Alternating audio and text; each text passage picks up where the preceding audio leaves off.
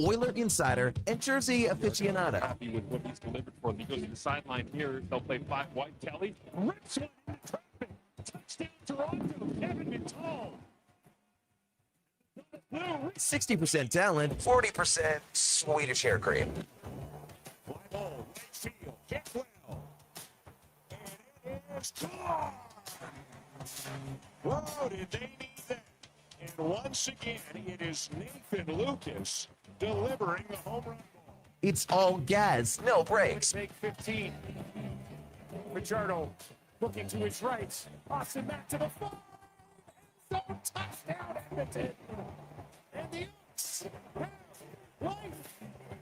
Austin Mack, 7th of the season. Presented by Bet365. Alberta, we're here to stay. The Tom Gazzola Show on Edmonton's sports leader, Sports 1440.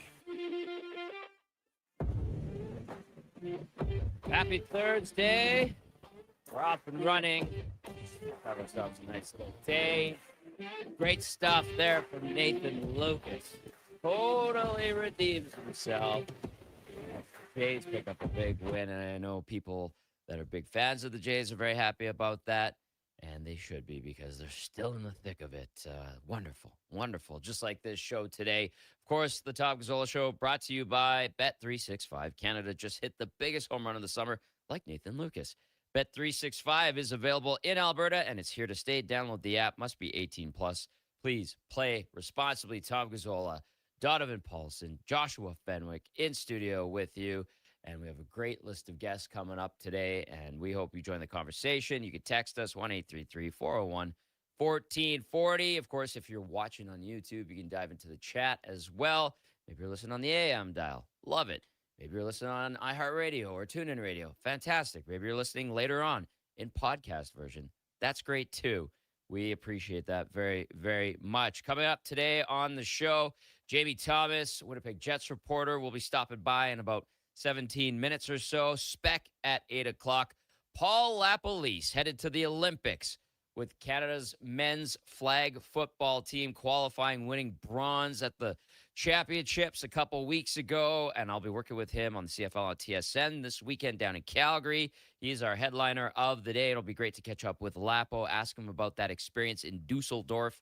And then, of course, about all of the stuff that's going on around the CFL. I have to ask him about the Red Blacks. Of course, he was the coach of the Red Blacks a few years ago for a couple seasons, and I'm sure he might have a thing or two to say about that situation. It is no bueno, as they say. Dennis Bernstein, you know him, you love him. He'll be stopping by as well. And then to round things out, we've got Tyler Yaremchuk from Daily Faceoff Edmonton.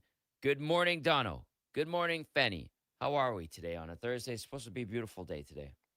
Pretty good. Pretty good. It's we got a banger of a show lined up here. We got lots of great guests, and of course it's looking to be a nice day outside. So let's probably I don't want to be a pessimist here, but I don't know, 3 weeks more of maybe good weather. I intend to use it today. Stretch it to 4. Okay. Let's be optimistic. Let's say 4. Benny? How about we just focus on how beautiful today's going to be and not worry about how beautiful other days are going to be? You know what I mean? Be in the now. Yeah. Live in the now. That's right. Let's focus up here, guys. Let's focus on today only. I appreciate that. That's wise, Fenny. Thank you. Well I do my best. You do good.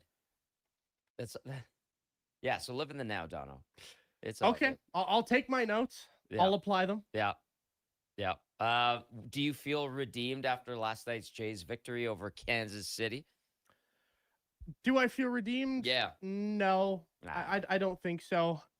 If the Jays wanted the real best chance to get in, they needed to. They play 6 against the Royals. Yep. I think they probably needed to win 5 of them. Well, they've lost one already. They've lost one, so we'll see how it shakes out. But I don't know. Great bounce back from Nathan Lucas. Mm-hmm. But from the team's point of view, it's still a tough one, right? Like Cleveland wins again. Yep. So at some point, Cleveland needs to lose baseball games again, and the Jays need to keep winning. And when you consistently are, this far behind a team, it's only 3 games, but still, if Cleveland keeps winning, those 3 games, you're not going to catch them. Right. So you need something to go your way. And I don't know if it's going to necessarily go their way. So great single effort and bounce back from Nathan Lucas, but I don't exactly feel redeemed because Cleveland wins once again. That series against Cleveland next week is going to be That crucial. That might just honestly decide who's in, who's out. Yeah. Jays gained no ground, like Donna was saying. They get the Royals again today. They still have to leapfrog Baltimore and Texas. The Orioles 2.5 games back. They've won their last 2. The Rangers 2 games back. They've dropped their last 2. So there's your updated wild card standings if you're a Jays fan. And a win yesterday. Lucas redeems himself after that aggressive play on Tuesday. That cost them. Among other things. I mean, they were down 5-1 a couple days ago. It's not like they were in a good spot, but they were kind of rallying a little bit. So that's a feel-good story. A little one. We'll see if they could continue the winning ways today against Kansas City. Canada out at the Little League World Series. Beat handily by Japan.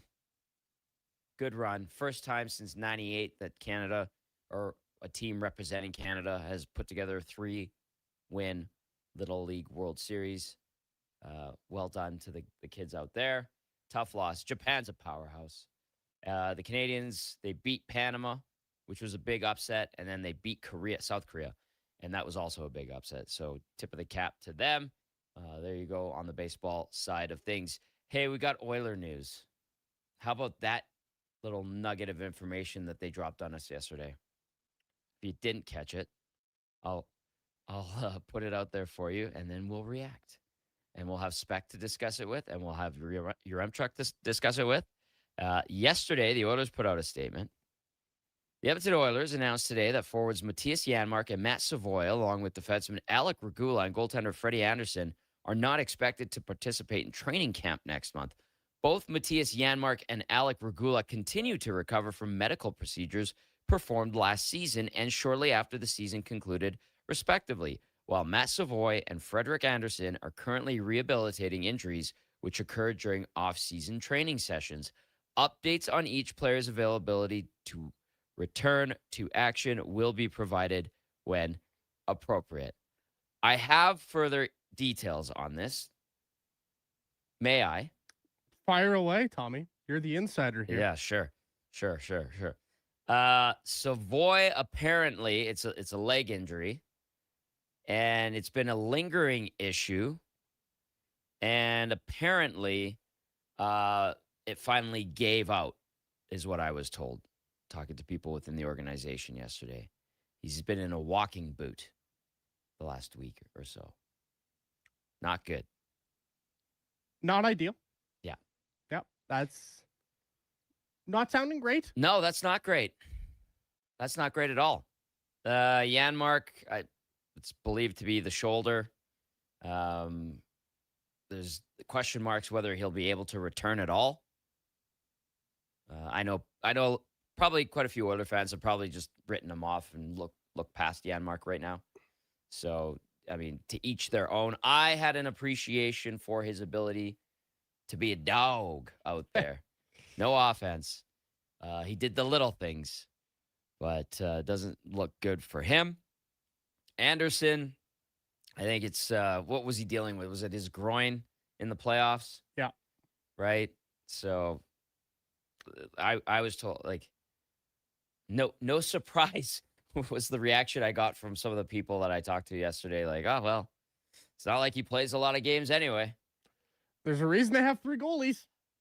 If it lingers and leaks into the regular season, how confident would you be with a goaltending tandem of Tristan Jarry and Devin Levi? I think the response would be scared you-know-whatless. That bad, eh? Well, Devin Levi is one of the ultimate question marks coming into this season, right? We have no idea. We've seen him play in the NHL a little bit. It hasn't been great to this point. And you're really just relying on, can his pedigree take over behind a better Buffalo team than he ever played behind in Buffalo?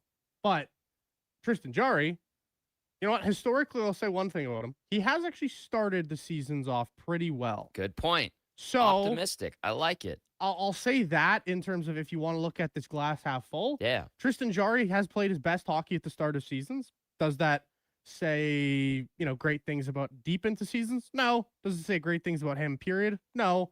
But the facts are he is a good starter. So maybe they can survive.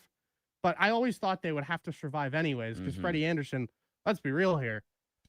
Did we expect them to play 40 games? Definitely not. I didn't, at least. I just can't believe we're in a world where 30 games is like, oh, that's great. We signed him. We're going to get 30 games. Oh, and he's a playoff mercenary. Really?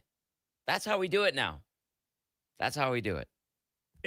I was actually shocked to see them sign Freddie Anderson. I liked the number. I liked everything about the deal. Right.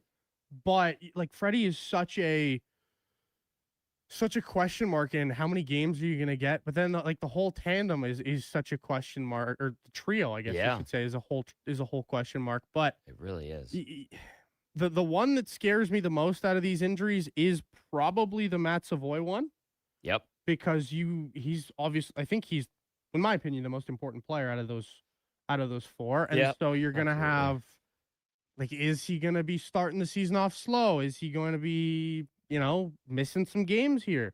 What's going to be the case with Matt Savoy? So the Janmark ones, that's whatever. Regula, I don't really care that much because they have so many different defensemen that they could run out there. Yeah. I just, I don't know, Tommy. This is not a great start. And not worried, but I am concerned. Regula, real quick. One person within the organization kind of just rolled their eyes and was like, well, there's a failed Chicago experiment. So take it for what it's worth. But the Savoy one, that's not great because you want him to also find his role with Mike Babcock, I think, too. Exactly. And that was something we were talking with Schlemmer yesterday. Schlemmer said it kind of took Savoy a little bit of time to get his feet under him, to find his role last season with the group. When he finally did, got comfortable, look how good he was. Excellent second half. Excellent coming out of the Olympic break. Difference maker in the regular season. Tough playoffs. First playoffs for him. Eye-opener, I'm sure. Learning experience, whatever you want to call it. But this setback is not good. Lower body, leg injury for Savoy. He's been in a walking boot all last week, apparently. So, I wish we had better news to pass along. But the Oilers dropped that on us yesterday at what time was that? That was in the afternoon at 2:30. It was the convenient time where they thought everybody was probably going to miss it. Right. That's why they dropped it when they dropped it. Just a random Wednesday. Just, what was it, 3 o'clock in the afternoon, 2:30, something like that? Yeah. That's the convenient. Please miss this. Yeah, Friday, 4:55. Yeah, we don't want you to panic. So let's just, let's try and throw this one out under the radar. That's what that one felt like. But if you want to look at this in a positive light, Jay and Victoria, does this open up a place for Isaac Howard? It must. It has to. Right? You're going to be signing a veteran, and we'll see. If they sign a veteran like Tarasenko, then you're going to see that this Savoy injury might be worse than anticipated. I'm trying to think.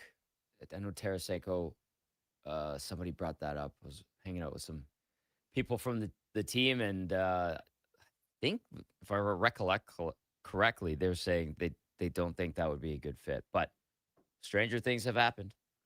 Well, if Savoy's going to miss a ton of time, you never know. Like, we don't know what the timetable is, obviously. Yeah. But if he's going to miss time, they would have to. You'd expect them to sign a veteran. No, not necessarily Tarasenko, but like Michael Bunting. There's still some quality players out there who can give you something. Now, here's the thing. If they were to go down that road, it would probably have to be a significant enough injury, of course, to Savoy where he would miss some time, because then all of a sudden you've got too many players, not enough spots for them. And then if you have guys like Jay and Victoria brought up, Ike Howard, here's the opportunity. he needs some runway to try to find his legs in the NHL. Maybe it also opens up the door for a guy like Quinn Hudson, right? Like It might. That's why you go out and sign these guys. That's why you develop them to be ready. Got to give them a chance at some point, don't you? Otherwise, what are we doing here? You're right. You're right. You want to see what you have with the young guys, but you also want to still be a really good team. And obviously, the goal here this year is win the Stanley Cup. And if guys don't necessarily show it to you, you might have to make the veteran signing. So I don't know. They're going to be fine. If someone wants to overreact and say, oh, they're going to miss the playoffs after this. No, let's just pipe down here. It's not a huge deal, but it's not ideal in any sense of the word. EG says EG, is that the Oilers? Yeah. Said Savoy was out till late October. Same with Freddie. I didn't see this. Did you? I did not, but I have not been scanning social media and other platforms as deeply as I normally do, like I will be in about a week or two. So, no, I did not catch it. I just have the statement from the team and the PR staff. Unless they're broadcaster who works for the team and makes statements on their behalf, put it out there yesterday. That we don't know on that one. But what I can didn't catch it. One I can give you, Elliot Friedman, Cale Makar, and the much anticipated extension in Colorado is closing in. Fenny is devastated. Oh no, Fenny. It could fall through. It could fall through. Yeah. What have they been doing in Colorado recently? Not winning cups, I'll tell you that much. That's Same right. in Calgary. It's to be been fair. 4 years. They could fall apart. Oh, I love it. Let's see. We got some follow up here. Oh yeah, Shoggy's got it. Okay, good. Thank you, EG. Appreciate that. Fenny, you'll be okay. They've got some good. They got Zane Perek. I was watching him skate last week. He looks fantastic. I don't know how I'm going to emotionally recover from this. Your dreams are dashed. The next 3 years, it's over. I'm just disheartened. Oh man, that's too bad. Good for him. Did they say how much? No, but he says it's going to be a biggie. So I think it'll start with a 2. Yeah, 20 schmil. It might start with a 2. It's at least going to be 19 million. I'd be stunned if it's not 19. Yeah, he's going to make more than Macklin celebrating. He has to. Resetting the bar. Yeah. Oh boy, here we go. Here we go. But if Cale Makar signs for 20, Evan Bouchard value contract? ? Time to have the discussion. You had to. You just had to, didn't you? Value contract. Yeah. Well, Evan Bouchard was going to replace Cale Makar at the Olympics to some. I guess. Okay. When we come back, JB Thomas. There's lots of text coming in regard to the injury situation. Ryan Rashog with the report that Anderson and Savoy expected to be out till late October. So Shoggy's got good stuff. He's got good information, and I trust him 110%. So we're going to go to Winnipeg and catch up with JB Thomas from the Winnipeg Jets, covering them. We'll probably talk a little bit of football as well with JT. That and more coming up here on the Gazzola Show on Sports 1440. You don't just need property services, you need problems handled. HireGood provides cleanup, debris removal, site monitoring, and safety attendance across Edmonton. We reduce issues on your property, keep spaces safe, and take pressure off your team. We resolve real problems for businesses while creating real impact. Because our team is built on second chances, and they show up every day ready to prove it. Visit hiregood.ca or call and mention Jason Greger for a first-time discount. HireGood. Stable jobs create stable lives. Recently, our company softball team lost the big game by 1 run. Then Dale tried to console us with the quote, "Winning isn't everything." Well, Dale and I are very different. I get early payout from Bet365. If my team goes up big, I get paid out instantly, even if they blow the lead later. Sound familiar, Dale? Thanks, Bet365. Must be 18 or older. If gambling is affecting your mental health or well-being, 211 Alberta is here to help. Call or text 211 or visit ab.211.ca. Standard message and data rates may apply. T's and C's apply. You're in charge of ordering boxes. Small boxes, really big boxes. You're in charge of tape, labels, mailers, bubble wrap, extra bubble wrap, just for fun. You're in charge of warehouse cleaning and safety supplies. Good thing there's Uline. Thousands of quality products for your business and warehouse needs, always in stock, ready to ship same day, and backed by Uline's legendary 24/7 customer service. Uline makes it easy because you already do enough. Uline, we warehouse for you. Recently, our company softball team lost the big game by 1 run. Then Dale tried to console us with the quote, winning isn't everything. Well, Dale and I are very different. I get early payout from Bet365. If my team goes up big, I get paid out instantly, even if they blow the lead later. Sound familiar, Dale? Thanks, Bet365. If gambling is affecting your mental health or well-being, 211 Alberta is here to help. Call or text 211 or visit ab.211.ca. 18 plus only. T's and C's apply.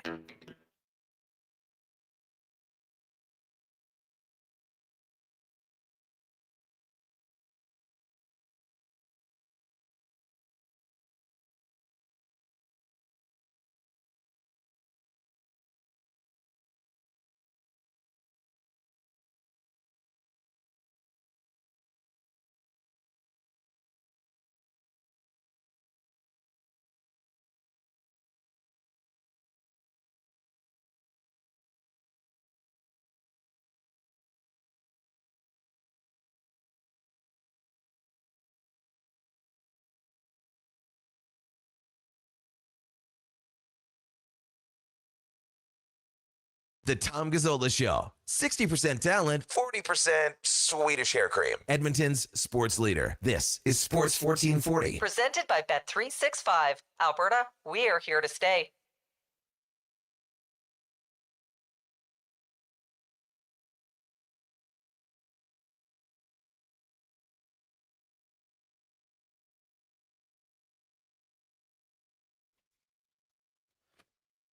The Swedish hair cream is doing its thing this morning. Hope you're having a great one. It's going to be a beautiful day in the Big E. I think we're going to get around 30 degrees and sunshine.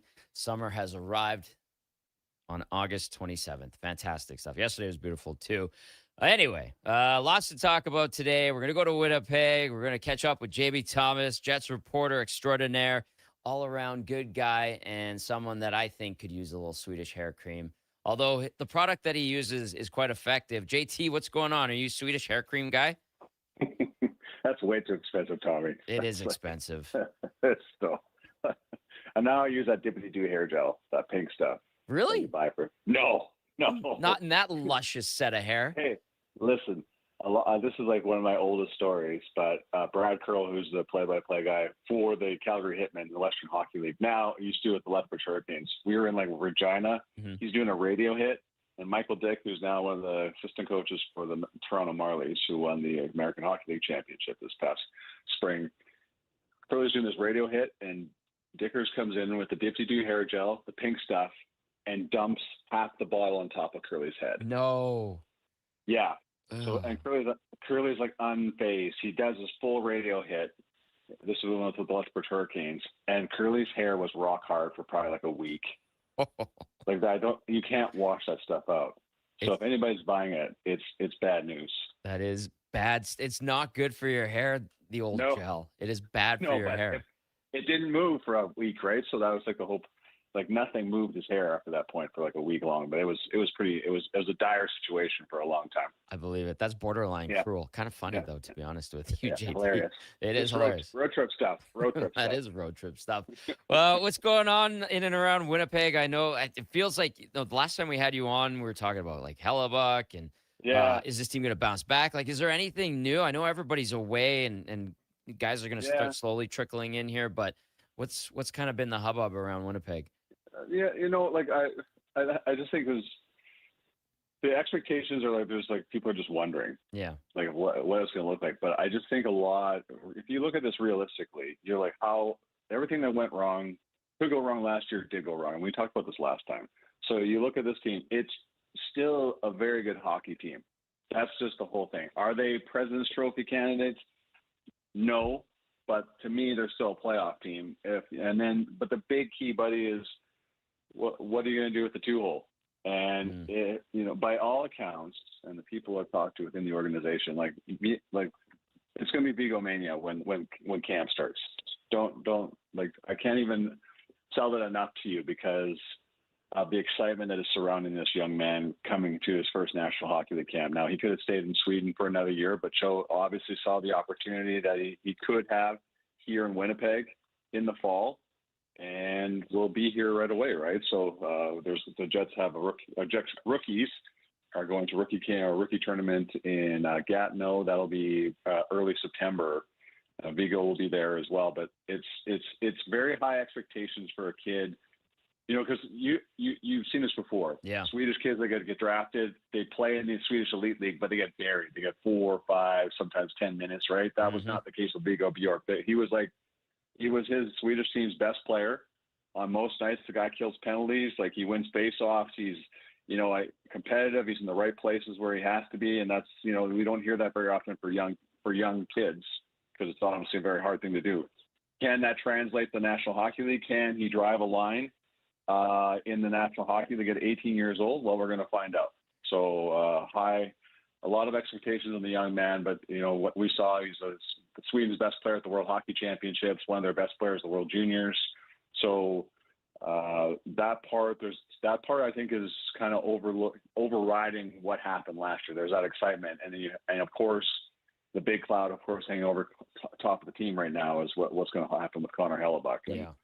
I wish I had more news for you on that one, but it still remains status quo. So that, of course, will get everybody perk their eyebrows up if something happens in that aspect, because that is such a important situation for the team that has to deal with. But again, as I've said to you before, Kevin Cheveldayoff will not be backed into a corner and to make a deal that's going to hurt the hockey team, no matter who wants to be where and who doesn't want to be where. I appreciate that patience, maybe stubbornness, for a lack of a better term, from Cheveldayoff to not be forced into making a move that could be detrimental, because that would be obviously super significant to the organization and can set its course or reset its course in a positive way if you do it right, or negatively if it's done wrong. So I get that. I totally do.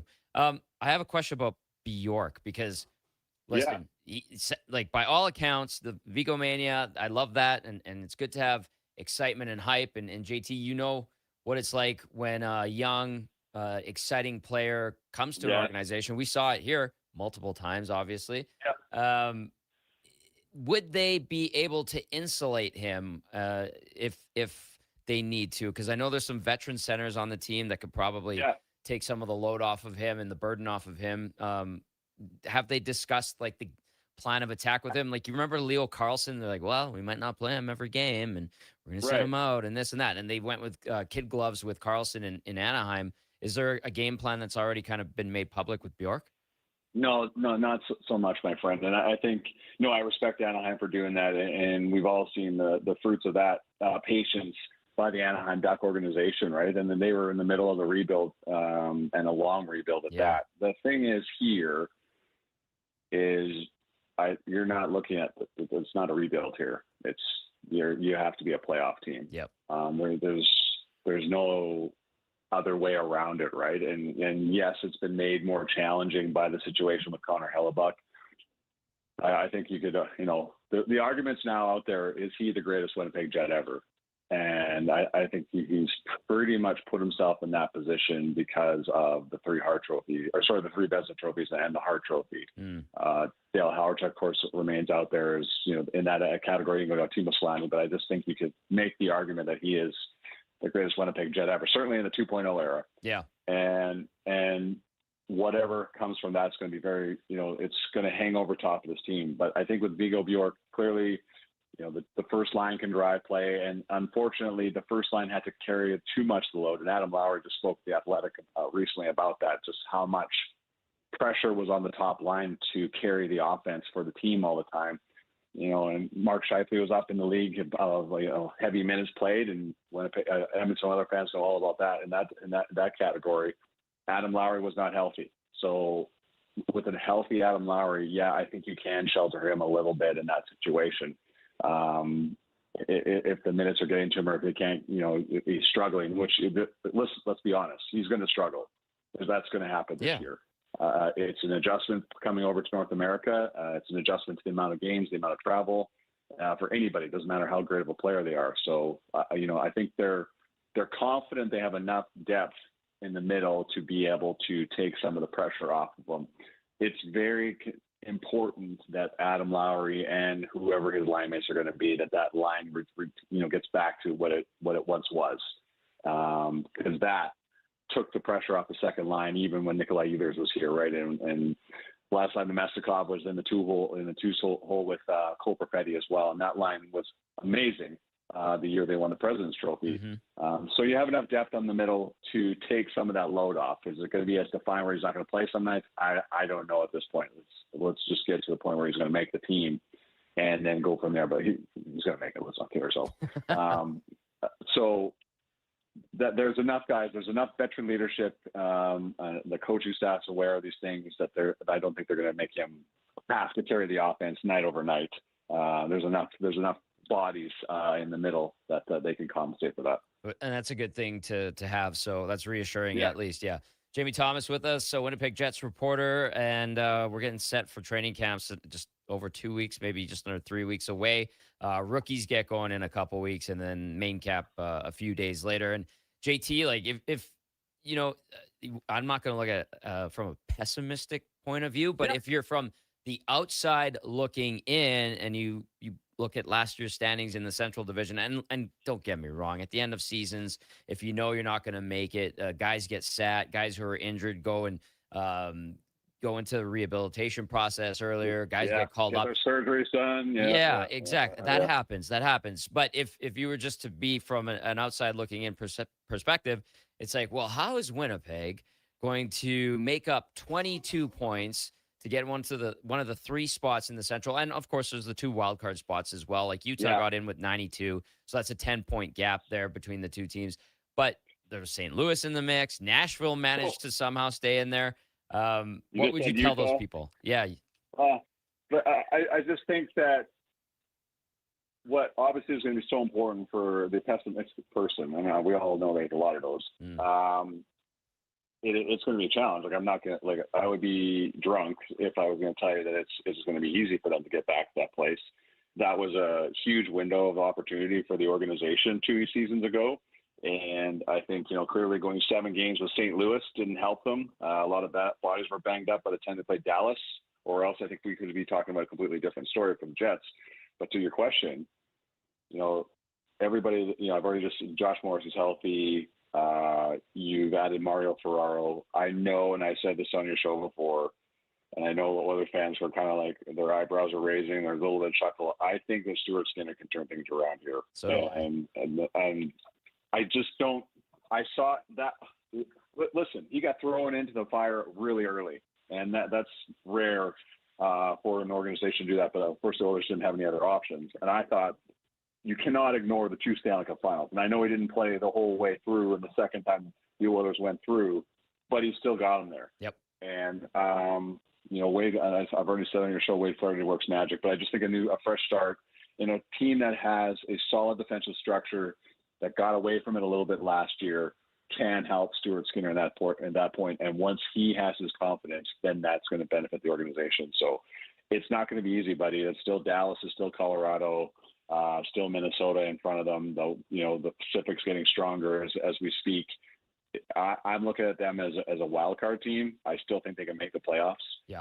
But the top 3 is very challenging. And then we cannot forget what Utah did last year. And they have great ownership there. I really like what Ryan Smith has done with the organization. And, you see all those renovations they're doing in that building. So it is not going to be easy. But there's enough pedigree here and talent that they just are not going to fall off the map the way they did last year unless they run into the same type of injury problems, because there's just way too much talent here for that to happen. Yeah. And the Connor Hellebuck situation has got to get taken care of sooner rather than later. But I have full confidence in the organization that will be done.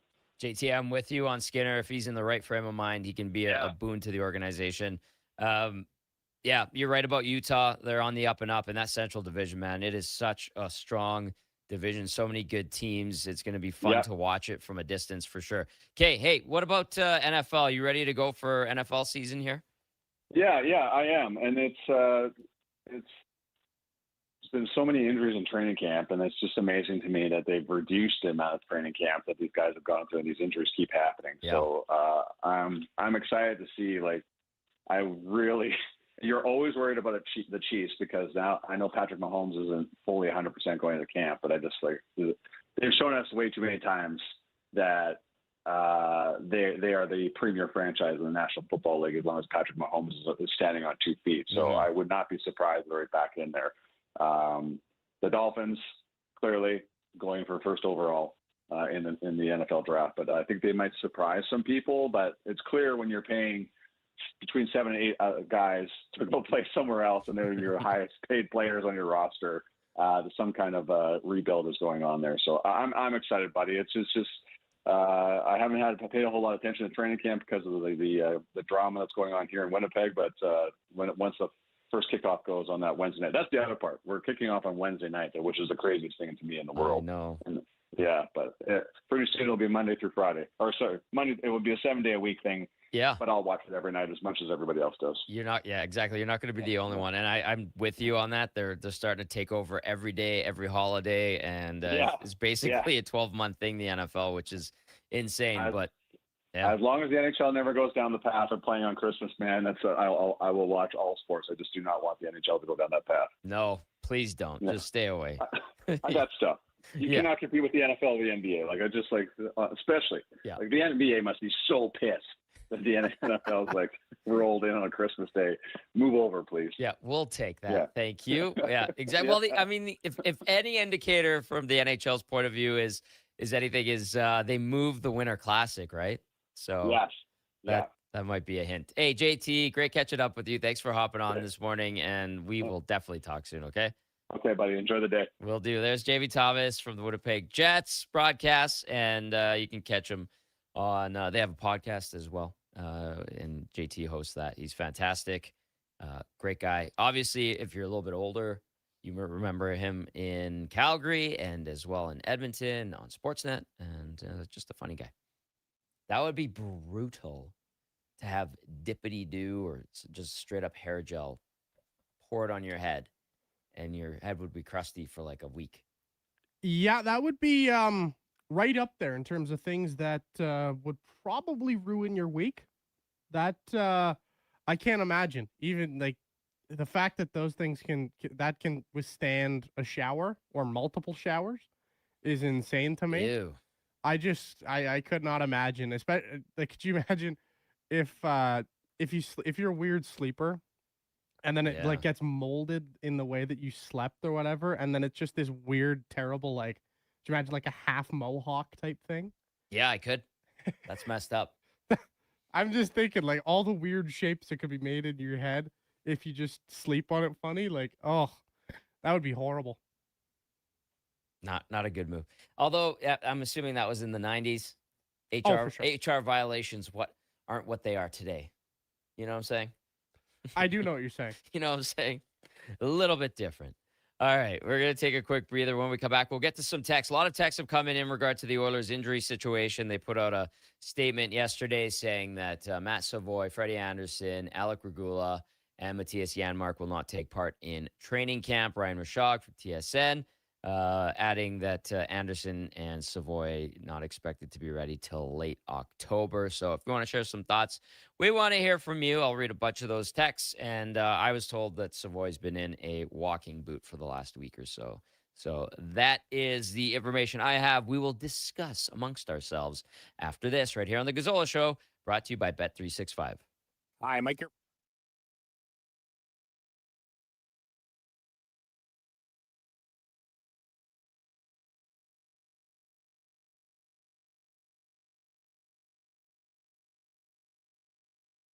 Things a little differently. Good deals on new pre-owned vehicles, good people, and a great selection. And don't forget about our employee pricing. Stop in and see us today, 13215 97th Street, or visit us online at northgategm.com. You're in Northgate country. Why tee off at the Ranch Golf and Country Club? A fun, unique layout offering premier conditions. The ranch has been ranked as one of the top public courses in Canada. Unmatched value. Score Golf Magazine rated the ranch as the best value in Edmonton. The service, from tournaments to special events to the pro shop. Superior service that makes every visit exceptional. The Ranch Golf and Country Club, a laid-back environment where anyone can enjoy an amazing day on the fairways. For details, visit theranchgolf.com. Hey, sports fans, we've got a clear choice for you. At Crystal Glass, we provide customers with the perfect glass for any job. From home to auto and even commercial, installation or repairs, we're your team. Call 310 Glass or visit crystalglass.ca. Crystal Glass.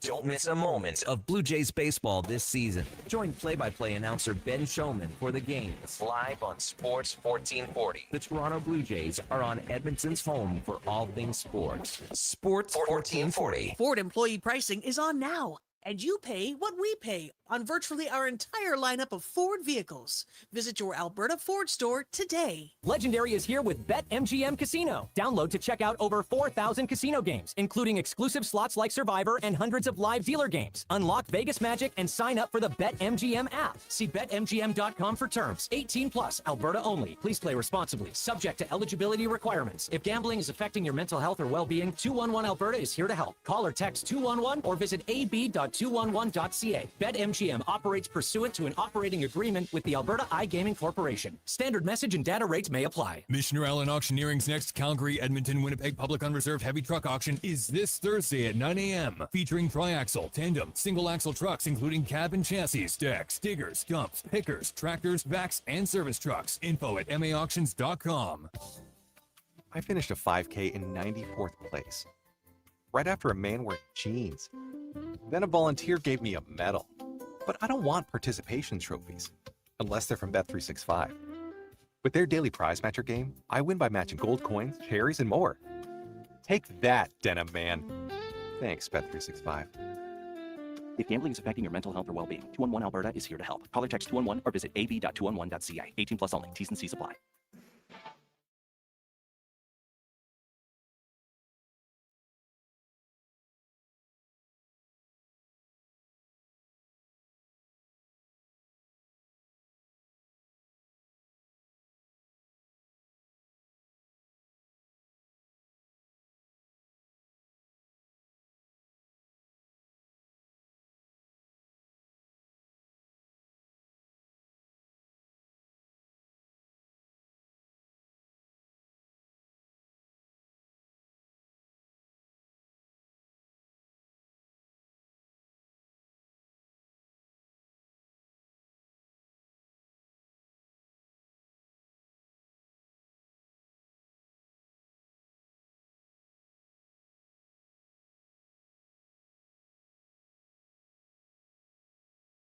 The Tom Gazzola Show on Edmonton's sports leader, Sports 1440. Presented by Bet365. Alberta, we are here to stay.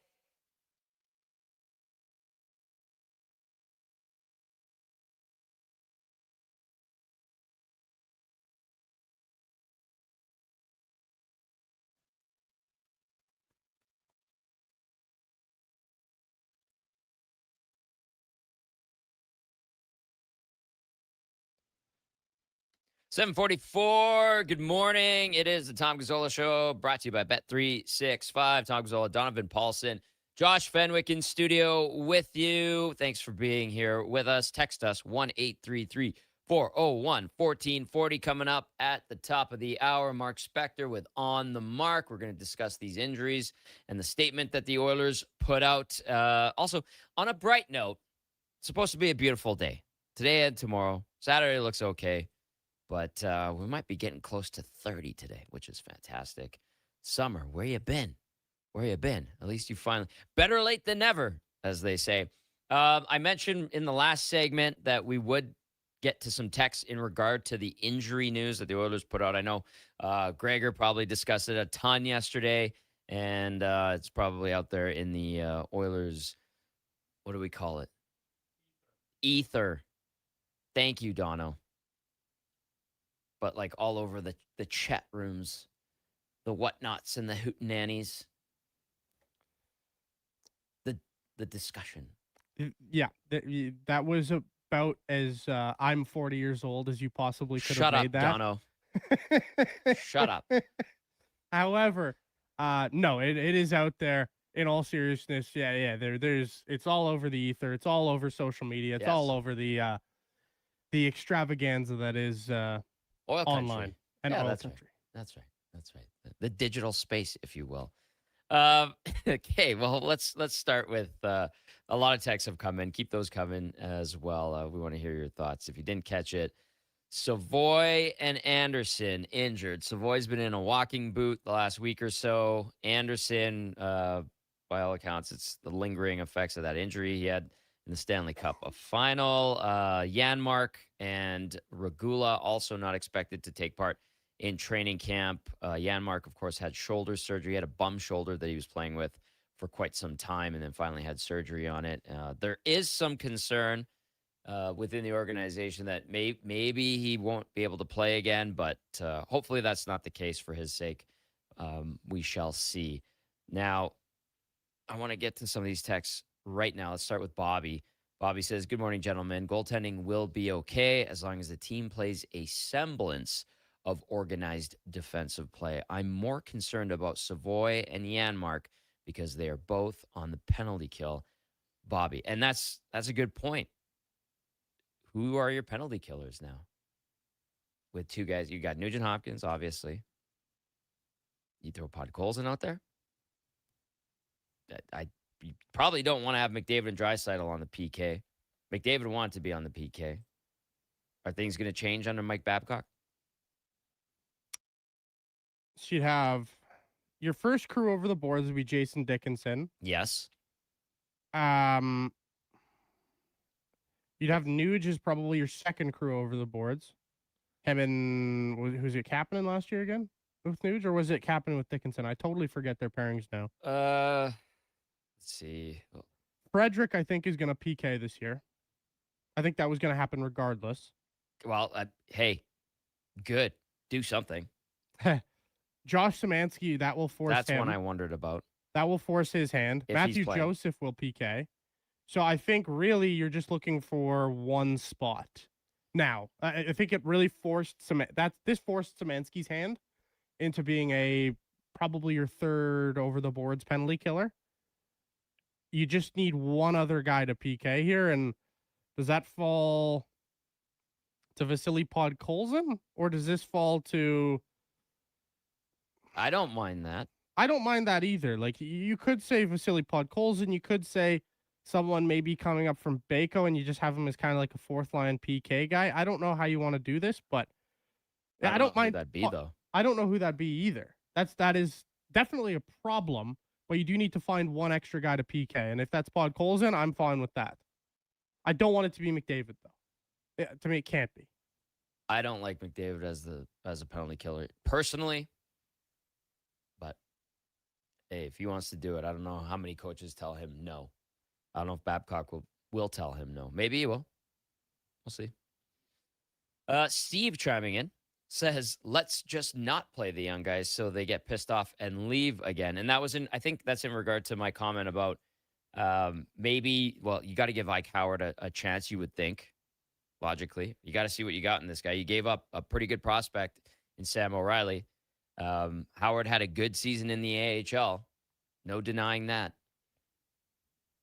You talked about Szymanski, different role, obviously. With Savoy out, I just threw out the idea. Maybe Quinn Hudson makes the team. And I think that's what Steve's discussing in regard to his comment. Let's just not play the young guys so they get pissed off and leave again. Obviously saying that sarcastically. But yeah, like you get these guys. You sign them, or you draft them, you develop them, or you pick them up via trade, and they're young guys, and they're supposed to be the next wave. And then one guy gets hurt, and what do you do? You just go sign a veteran guy? Well, what about the guys that you've been drafting, developing, trading for that are young guys that are supposed to be the next wave? They need a chance at some point as well. So Steve, I get it. I'm with you on that one. KR asking who in the farm system will fill Savoy's PK role. I think we were kind of hitting on that a little bit there. Little bit, and that's to be determined. I don't think they really have one. TBD, bruh, as they say. Yeah, Quinn Hudson's not going to PK. I don't think so. Like, you're not going to bring up Connor Clattenburg for that. No, he's known for his rambunctious style. Exactly. So Yeah. then after Clattenburg, you kind of run into a little bit of, is anybody else really ready to make that jump? I don't think so. Probably not. Zach texting in says definitely could be a lot worse. Could be somebody in that top 6. I think that's in regard to the injuries. Savoy's a top 6 guy. Luke in Cowtown says this opens spots for Howard and should cement a spot for Szymanski. I think that's a fair statement, Luke. King of Fort Nasty says, good morning, 1440. Good morning, King of Fort Nasty. The Oilers want to get back to the final. 3 words for you. Corey, expletive, Perry. LOL. Cheers, King of Fort Nasty. Where did he end up again? Back with the Kings. That's right. Yeah. That's Kenny Holland. Just throwing it out there, by the way. Why do you think Kenny Holland offered him a nice, juicy contract last year? Why? Yeah. Because you're so good in Edmonton? Well, yeah, good point. And I have no idea other than that. I think the Oilers wanted to bring him back, but they couldn't give him the money that Kenny Holland gave him. That's fair. I was going to say, I bet it was because they needed some scoring. His name is Scory Perry. Scory Perry. And he started out the year so good. Mm-hmm. So good. Then he got hurt. I know we touched on the veterans thing, but looking more at who could or might not be PKing, does this make you more inclined to give like a PTO to like a 4th line center type player? Or how does this make you view it? Because I think you thought they had a lot of those. I think they sort of do. Yeah. But like now I think you need another penalty killer to feel safe.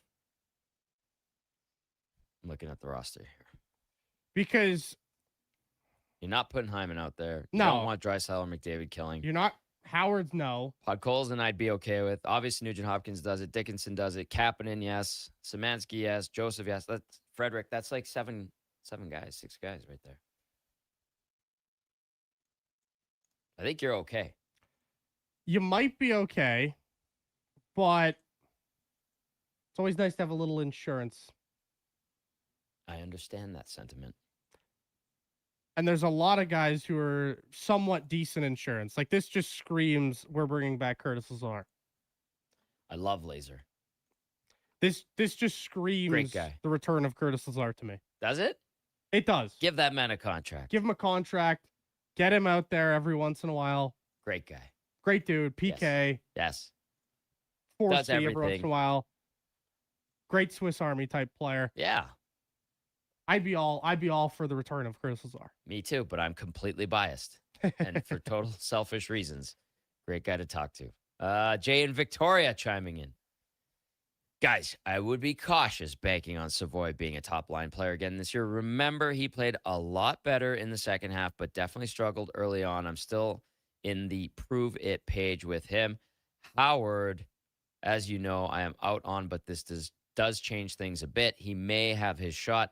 Never a dull moment with the Oilers. Nothing can be easy. Jay in Victoria with that one. Schwackhammer says, morning, guys. I read a report about Anderson not ready for training camp. What's up with him if he can't go? Do the Oilers have the goalies to keep up? Not a good start for the Oilers with all those injuries. No, Schwackhammer. Not great. I mean, Savoy, you're eager to see what he can do in his second full season. Injured. Anderson, I was pleasantly surprised when they ended up signing him. I was like, really? Okay. But then the discussion around Anderson after the signing was, well, you might get 30 games out of him. And to me, I understand why that talking point was out there, but it just sounds so ridiculous to me that he's at the point where 30 games is A-okay. And then people are like, he's a playoff mercenary. He didn't even last through the playoffs this year. Boy, oh boy. EG Did LT take over the show for 10 seconds? What was that in regard to, EG? Did Low Tide take over the show? Did I say something there? That was very Low Tide-ish. Oh, it was the old man stuff. Yes, probably. Yeah. Yep. Darcy, or EG, you're right. Darcy texting in. Put Trent Frederick on the penalty kill. Give him a go. Honestly, sure. Right? Like, I mean, you have to now. You got him locked up for 7 years here remaining. He's getting paid okay. He's got to do something. He's big. Maybe he can skate this year. I know he struggled. He's not the fastest. He always looked like he was just a second behind last year at times for a good chunk of the season. But if you're smart and in the right spot and can get there in good time, and that doesn't always mean speed, it means anticipation, hockey IQ, I'd be willing to try it, to find more of a use for him. If it doesn't work, you say, okay, we tried. It failed. Move on. But give it a shot. Jesse says, was Kapanen and Dickinson on that top unit? I think they might have been. I know Daily Faceoff always kind of keeps track of that. They had Dickinson and Savoy, but listen, I think they were anticipating with their current lines and combinations that they have on their website right now. Let's go to Mike. How many rookies can be in the lineup if you're a true contender? How many teams have won with 2 or more rookies in the lineup? What are the chances the Oilers look for free agents to fill the PK role? Well, Mike, that's a good point about rookies. Not a lot of rookies on championship caliber teams.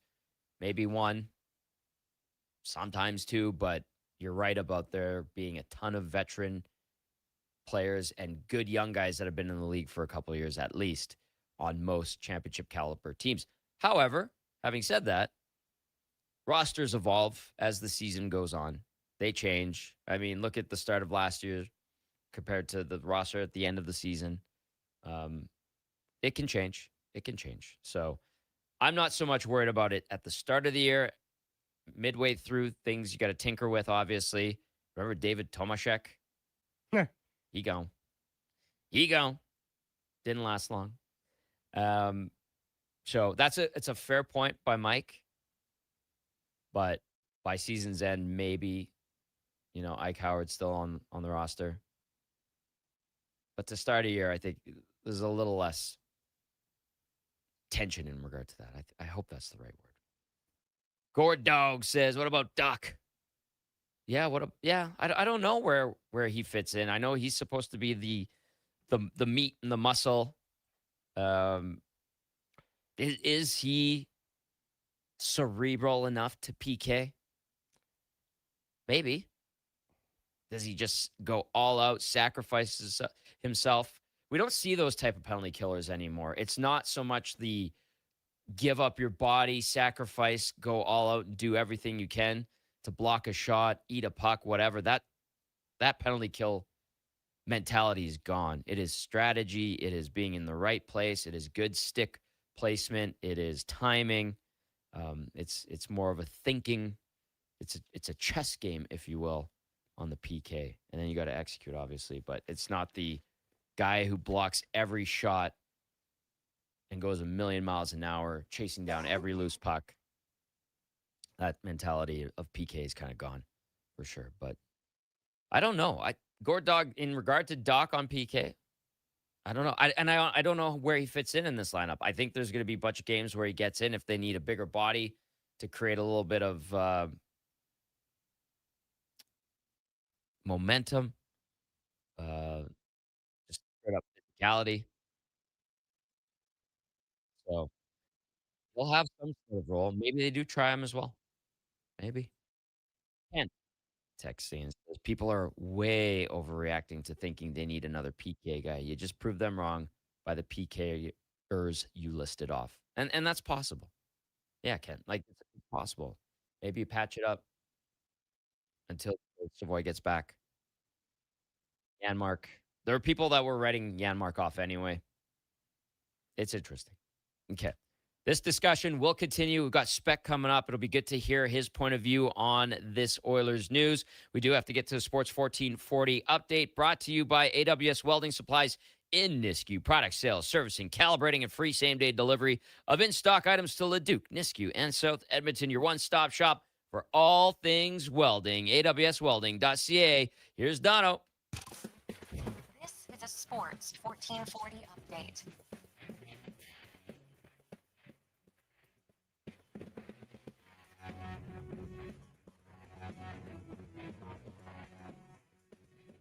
In case you missed the Oilers news of the day yesterday, Matt Savoy, Freddie Anderson, Matthias Janmark, and Alec Regula will all miss training camp with injuries. Savoy and Anderson, according to Ryan Rashog, will both be out until late October.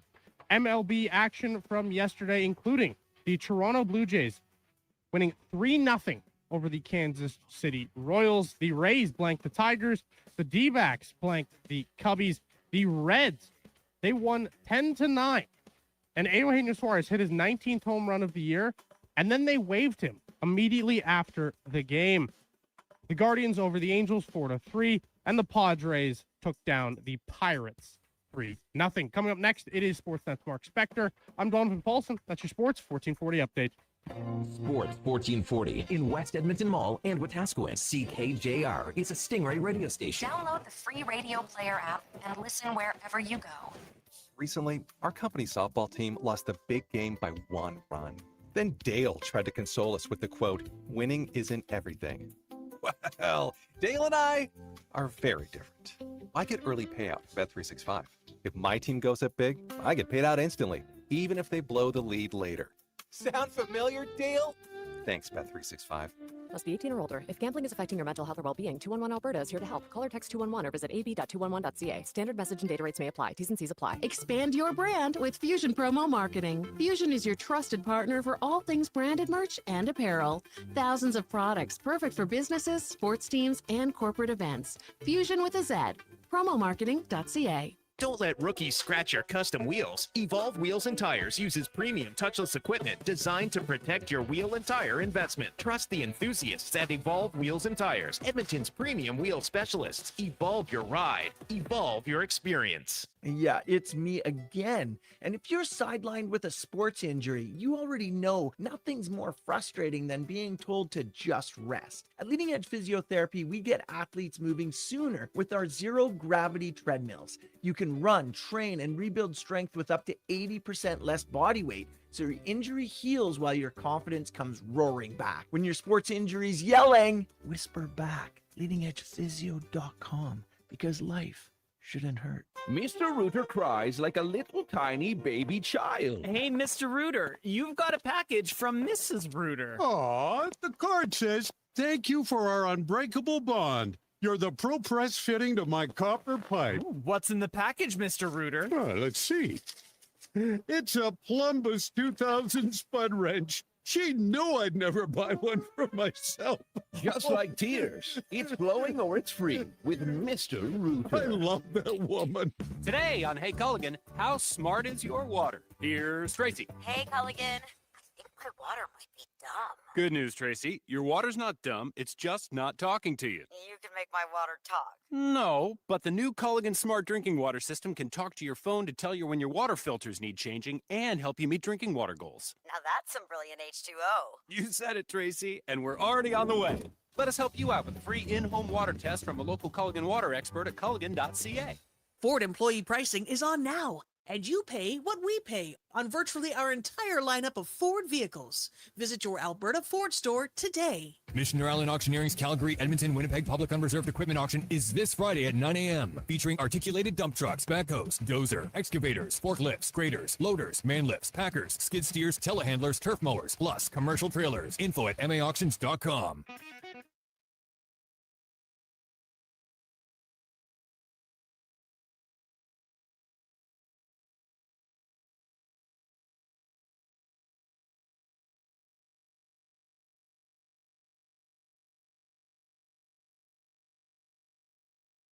The Tom Gazzola Show, Oiler Insider, and Jersey Aficionado, Edmonton's sports leader. Watch us on YouTube, Facebook, and X. Presented by Bet365. Alberta, we're here to stay.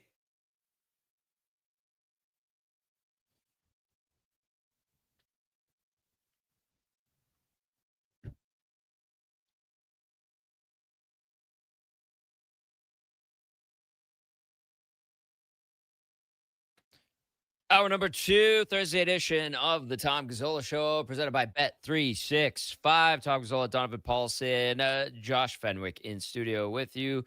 Mark Spector standing by. Of course, this show brought to you by Bet365. If gambling is affecting your mental health or well-being, 211 Alberta is here to help. Call or text 211 or visit ab.211.ca. 18 plus only. Terms and conditions apply. And Spec, ready to rock and roll. And he is brought to you by Northgate Chevrolet Buick GMC. Mike and his team at Northgate care about the community. And for the rest of August, proceeds from every vehicle sold go towards the Summerlin wildfire victims only at NorthgateGM.com. Good morning, Spec. Always a pleasure, sir. You know this. And people got the juices flowing after the news that the Oilers dropped yesterday. I know you would have discussed with Gregor and people kind of wondering who's going to be on the PK. What does this mean for young guys like Savoy and his situation and standing with Mike Babcock and finding a role? Maybe let's just start with what you thought when the news dropped yesterday around 2:30 from the Oilers. Yeah, it's what I say. We've never seen it like this before. Never seen an announcement before camp begins. Oh, by the way, there's 4 guys that aren't coming to camp. I mean, each one's different. You know, I would be concerned about Janmark. He's been off for so long. He had surgery so long ago, and he's still not ready. That smells very much like an LTIR for the whole year scenario to me. I don't like. Is he done? I don't know if he's done. Spec, speaking of that, I was told yesterday that there might be a chance he doesn't even play again. Yeah, that's what I'm saying. Like that, it smells like that. I don't want to start a rumor or something because I don't have any information. But any guy who missed as much time as he did last year, had surgery when he did last year, and still can't play this October, that doesn't sound like a guy that has the ability to get healthy, right? Yeah. So he might be done. Let's see. That's a bit of a blow. I mean, he's a 4th-line player and a veteran, and I know the fans aren't giant Janmark fans, but the coaches always love him, and that always tells me something. Players love him too. Players love him too. Players love him too, for sure. He does a lot of the things other players don't want to do. Matt Savoy, I don't, how serious is the injury? Is he going to be back November 1st? Is he going to be back March 1st? I don't have a clue. Like, the problem with this, when you read the release, it's basically these 4 guys are injured and we're not talking about them again till the time is appropriate. What does that mean? Thanks. Right? Yeah, right. Thanks. Yeah. Apparently he's in a walking boot, so that's not good. And I know Rashog had a thing late October for him and Anderson. I mean, a guy that's establishing himself in the NHL, had a good finish to last year, gets a new coach this year. Like, I'm worried about him and finding a role with Mike Babcock now. It's like you're starting all over again, and now you're doing it behind the 8 ball because you're hurt. That's brutal. Yeah, it's always, you're right. Like, he's in a bit of a precarious spot. He proved himself for about a half a season last year that, what he can be and how he can play and his value to this team. And then you get a new coach. So to some degree, you got to start all over again. But now you're not even part of things here for the first, whatever it's going to be. And that makes it even harder to be part of things, right? Yeah. So this is, hey, no one needs an injury. Matt Savoy probably needs it less than anybody. Freddie Anderson, who knows? He's been hurt his whole career. He's been hurt. You knew it when you signed him. Everyone in hockey knows Freddie's gig. He plays and plays, and when he plays pretty well. But there's a lot of downtime for Freddie Anderson, and that's why you brought in Devin Levi. You got Tristan Jarry. I mean, you got enough goaltending if your team's playing well to get you through. I'm not particularly concerned. Mm-hmm. And who's our 4th one? Who did I miss? Regula. Oh, Regula, right. So tough for him. He's been hurt way too much in his career. Way too much. He's missed so much time with his knee and then the concussion last year. I don't see how he was making this team anyway. So from a team perspective, it's not tragic. From a Regula perspective, it's too bad for him. I feel bad for the kid. But did you see him making this team? I didn't. No. And I think even yesterday, one of the talking points, or maybe 2 days ago on the show, was like, could you lose? I think it was yesterday, actually. Would the Oilers, or could the Oilers lose a defenseman on waivers? And David Schlemko and I think that was in or out, right, Dono? Yeah, it was. we're like, yeah, maybe like Spencer Stasny or somebody gets plucked off waivers. And I know teams value right shot D men, and they're kind of a commodity in the NHL right now. But here's my question, Spec. There seems to be a penchant or knack for this management team to go and get guys who are always hurt or are currently hurt. And that's weird. Is it not? Well, I don't know. I mean, first of all, I would say to you that Janmark precedes this management group. True. 100%. Regula's been an experiment the whole time. Sure, they got him hurt, and you thought, okay, recover from your knee and you should be fine. Now something else has happened. The guy I'd say to you that Freddie Anderson, everybody knows that he's always hurt. True. And he's been that way. And Bowman goes in fully knowing that's why he got a third goalie. So yeah, it's a chance you take. Matt Savoy would precede this management group as well. Yeah. And he's just a guy that got hurt in the summer. It happens. Bedard got hurt too. He's out till Christmas or something. Yeah. It happens. I don't know what happened to him, but guys work hard in the summer, and it's a contact sport, and pucks are flying around, and I mean, assuming he didn't do it in a golf course, it just happens. Yeah. I will add one more that they went and got a couple years ago that was hurt when they got him. Very little relevance is Roby Yarventi. Was also in the middle of a knee injury situation. So there's that. Just throwing that in there to add a little salt on the wound. But yeah, it's like in terms of the grand scheme of things, not really major, right? Like if you're an Oiler fan, I'm sure you're kind of rolling your eyes and going, oh my God, come on. But the big ones, Savoy, Anderson to a certain extent, obviously. And then the other two, just like, you should be fine without them. Is that a fair way to kind of sum it up? Yeah, I think so. I mean, it's a crappy way to start your year karma-wise. Savoy's a guy you're hoping for a big second season out of. And, guys who miss camp and miss the first, however, let's say 20 games, history tells us that those guys have a hard time catching up. It takes them a while. It takes them a while. We've just seen it so many times. Recovering from an injury, everybody gets ahead of you. You're playing your first game while everybody else is playing their 25th game. And then you finally get up to your speed after 20 games while they're halfway through their season and they're at a higher level than you are. This doesn't bode well for a season from Matt Savoy that, we can say, oh boy, he was even better than he was last year. That history tells us again, most players who miss significant time at this time of the year, it puts a dent in their season for sure. Yeah.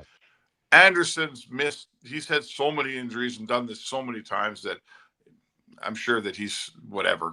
Like he's no one's better at coming back from an injury than Freddie Anderson, right? No one's done it more than him. So I'm less worried unless it's something serious. Right.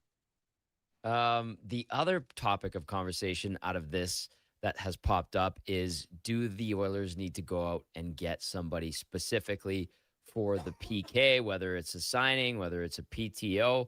What would you say to that? Well, I think if you found, does this reinvent Curtis Lazar as an Edmonton Oiler? Wow. That would be a conversation the coaching staff is having here for sure. Do we have enough PK? Janmark and Savoy are both PK guys. So that counts. That's fair, right? There's a big list of guys out there. I'm not looking at it. I don't have a bunch of names, but there's about, I would think that if that's what you want to do, you're looking at a Curtis Lazar level player. You're not going out and getting a $5 million player. No. But settle down. Like waivers is coming. Training camp's coming. There's still a bunch of PTOs that are going to happen. There's lots of time here. I wouldn't panic.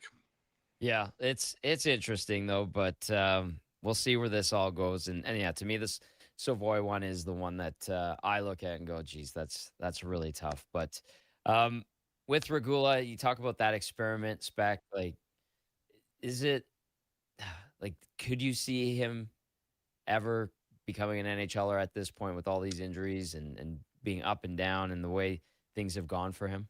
I don't know. Again, it's hard to speak when you don't know what the actual injury is. If like he was a concussion guy last year, right? Wasn't that his injury mostly? But that wasn't the playoff injury, right? The playoff injury was a lower body, they came out and said?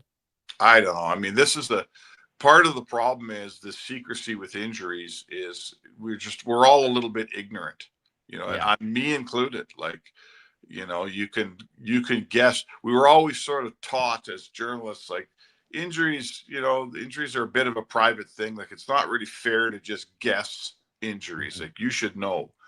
And, we do find some stuff out, but really, now we're going back to an injury they never told us about 6 months ago. We can't remember what it was or how serious it was because we never knew. He was a black ace at best. So, honestly, my answer to you, the short answer, I don't know. Regula, I'll tell you this, Regula is not an NHL player, right? He's a guy that wants to be an NHL player. And, what do they say? The best ability is availability. If you're going to be hurt all the time, it ain't going anywhere for this kid. It's very unfortunate. He tries hard. He's a good player. There's a player in there somewhere, but people are only going to dig so far for so long on this guy if you can't stay healthy. Yep. Well said, Spec. It's On the Mark with Mark Spector. You text us 1-833-401-1440. Hey, on a positive note, the Jays won yesterday, Spec, and Nathan Lucas totally redeemed himself. How about that? Yeah, that was pretty dramatic. And on a less positive note, your stupid Diamondbacks swept my Cubs this week. Gee, just you start talking about them and they start winning games. Holy cow. They're actually right up there at the top of the wild card hunt. Better than the Jays. But they're decent. And they're doing it without Ketel Marte. You want to talk about like mystery and injury? Ketel Marte has been away for the team for weeks. And I think they had him on the 10-day IL, and they didn't really say why he just up and left. And he's done this 2 years in a row. That's one of those guys. Yeah, he's one of those guys. So I think last year they said there was some family stuff that happened. And he was one of those guys that had his home broken into. You know how these athletes and movie stars, they're having their homes broken into. He was one of them. So something's going on, but he's not playing right now. I think he's getting close, but yeah, that's story about that, Spec. The D-backs, they're sneaky good. And if anybody wants to hop on that bandwagon, you're more than welcome. It's like the Cardinals, except the D-backs are half decent. So it's very casual. It's very cordial and friendly. I mean, I don't know. The Jays they got to get after it here. What do we got? 28 games left, and I think they're 3 out and with a bunch of teams to pass. So, it just goes to show you, like, they won a bunch of games and made up a little bit of ground, and then they lost 2 and lost. It seemed like a game and a half. Boom. So the losses are more damaging than the wins do you good somehow. And I mean, listen, they threw 7 relievers out yesterday for a shutout. That's pretty good. Like, you got to give the Jays credit. They're getting it from everywhere. Lucas makes a base running error, comes back the next day with a huge home run.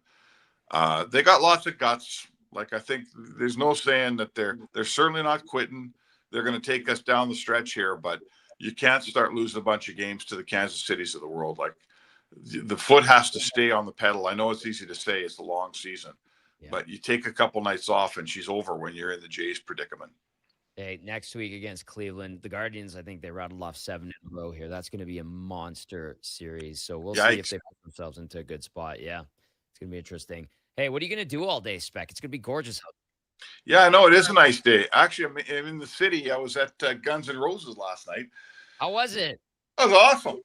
Yeah. Great, man. Old rock and roll show. Those guys come out and put on a great show. Played everything you want to hear. Played it loud. Played it well. So, yeah, it was fun. Nice to go to a stadium show. I haven't been to one for a while. Packed house? Not a packed house. There was a ticket or 2 left, but a nice crowd. Like, I couldn't even tell you how many. Looked like 40,000 or something like that. I don't know. Pretty damn good if you ask me. Yeah, it's a lot of people. Like, it's hard to tell. One end of the stadium, of course, you don't sell, but then you got floor seats. But there was a bunch of tickets open. Like, you could get a ticket right up to puck drop or whatever we're calling it here. But anyway, tons of fun. Good to see a big old glam band rock show in a big stadium full of people. Brought me back to my youth a little bit. Nice. Hey, that's a good time. Sounds like a nice little Wednesday you had there, Spec. Awesome stuff, my Tony's friend. Pizza. Nice dinner at Tony's You went Pizza. to Tony's? I went to Tony's beforehand. Oh, we all went. 4 of us went. Sal found us a table at last minute. Thanks, Sal. Did you get the Sal's Deluxe? That is a great pizza. Yeah, I think we had the I forget what we had. Did we have the Palace Special and I think a Peter's, if I'm not mistaken. But Tony's Pizza. Anyone out there like New York pizza? Best New York pizza in town. You know why I know it's legit? Because the last time or every time I go there, there's somebody in the back that only speaks Italian. Hey, I know what they're doing. There you go, buddy. Okay, Spec. Good stuff, my friend. Talk to you tomorrow. All right, sounds good. There you go. Mark Spector on the mark, powered by Northgate. This truck's for you. Shout out to everybody who went to GNR. Not as many posts on social media yesterday as the AC/DC show on my socials, at least, but quite a few still. And Slash looks like he obviously he's aged, but he looks more timeless than Axl Rose. Axl looks like Father Time has caught up with him a little bit. It happens to everyone all the time. Unbeaten. I think that's what happens though when you party that hard. Yeah, there's that. That's a great point. there is that. But yeah, it sounds like it was awesome. We were able to give away some tickets via Hello Hockey, and we're getting going September 26th. Shameless plug. On Saturdays from 9 to 11. Shout out to Paul Sir. And Marty Stevens, thank you for making that happen. And Belzy and I have a couple more giveaways, I think, before we get going on the new season. Officially, it's going to be season 5 of Hello Hockey, but our first season at 1260 got cut very short when the station went down. And then the last 3 have been pretty good. And then the season number 5 right here on Sports 1440 should be even better. Okay, lots of texts have come in. We've got lots of great guests coming up. Paul Appelese will be joining us right after the break. You're listening to the Gazzola Show, brought to you by Bet365. Hi, Mike here from Northgate Chevrolet Buick GMC. Car shopping sucks. That's right. Going back and forth 100 times just to get a price. Give me your credit card for a test drive. What's all these extra fees? That sounds ridiculous. At Northgate, we do things a little differently. Good deals on new, pre-owned vehicles, good people, and a great selection. And don't forget about our employee pricing. Stop in and see us today, 13215 97th Street, or visit us online at northgategm.com. You're in Northgate country. The Chicken Parmy Burger, McExtreme pulled pork, garlic and black pepper chicken McNuggets, cheesy bacon McFlavor fries, and the Stroop Waffle McFlurry. You've scrolled them. You've screenshotted them. You've never been able to order them until now. This is the McDonald's World Menu Heist. The most wanted menu items taken from around the world, now in Canada. Get them while you can. For a limited time only at participating McDonald's restaurants in Canada. Thinking of growing your business? In partnership with Prairie's Can, the Alberta Chambers of Commerce is helping businesses explore new opportunities, new markets, and build connections through organized trade missions across Canada. Find the right mission for you at abchamber.ca/trade missions. Recently, our company softball team lost the big game by 1 run. Then Dale tried to console us with the quote, "Winning isn't everything." Well, Dale and I are very different. I get early payout from Bet365. If my team goes up big, I get paid out instantly, even if they blow the lead later. Sound familiar, Dale? Thanks, Bet365. If gambling is affecting your mental health or well-being, 211 Alberta is here to help. Call or text 211 or visit ab.211.ca. 18 plus only. T's and C's apply. Legacy Heating and Cooling is your #1 air conditioning company. So when you can't take living in oppressive heat any longer, Call Legacy. Call Legacy. if your hot, sticky sheets keep you up all night, Call Legacy. Call Legacy. if you've decided that you deserve to be cool and comfortable, Call Legacy. Call Legacy. and with no payments, no interest for 1 year, it could only be Legacy Heating and Cooling.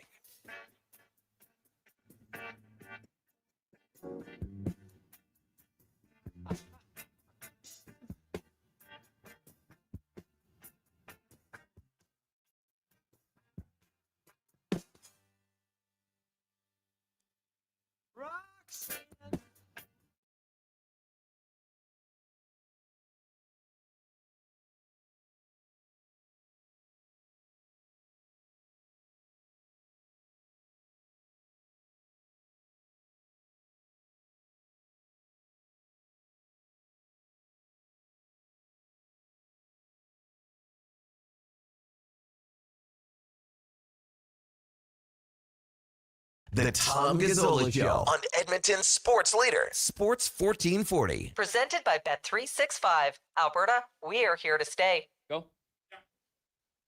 8:26. Good morning. It is the Tom Gazzola Show, presented by Bet365. Tom Gazzola, Donovan Paulson, Josh Fenwick in studio with you.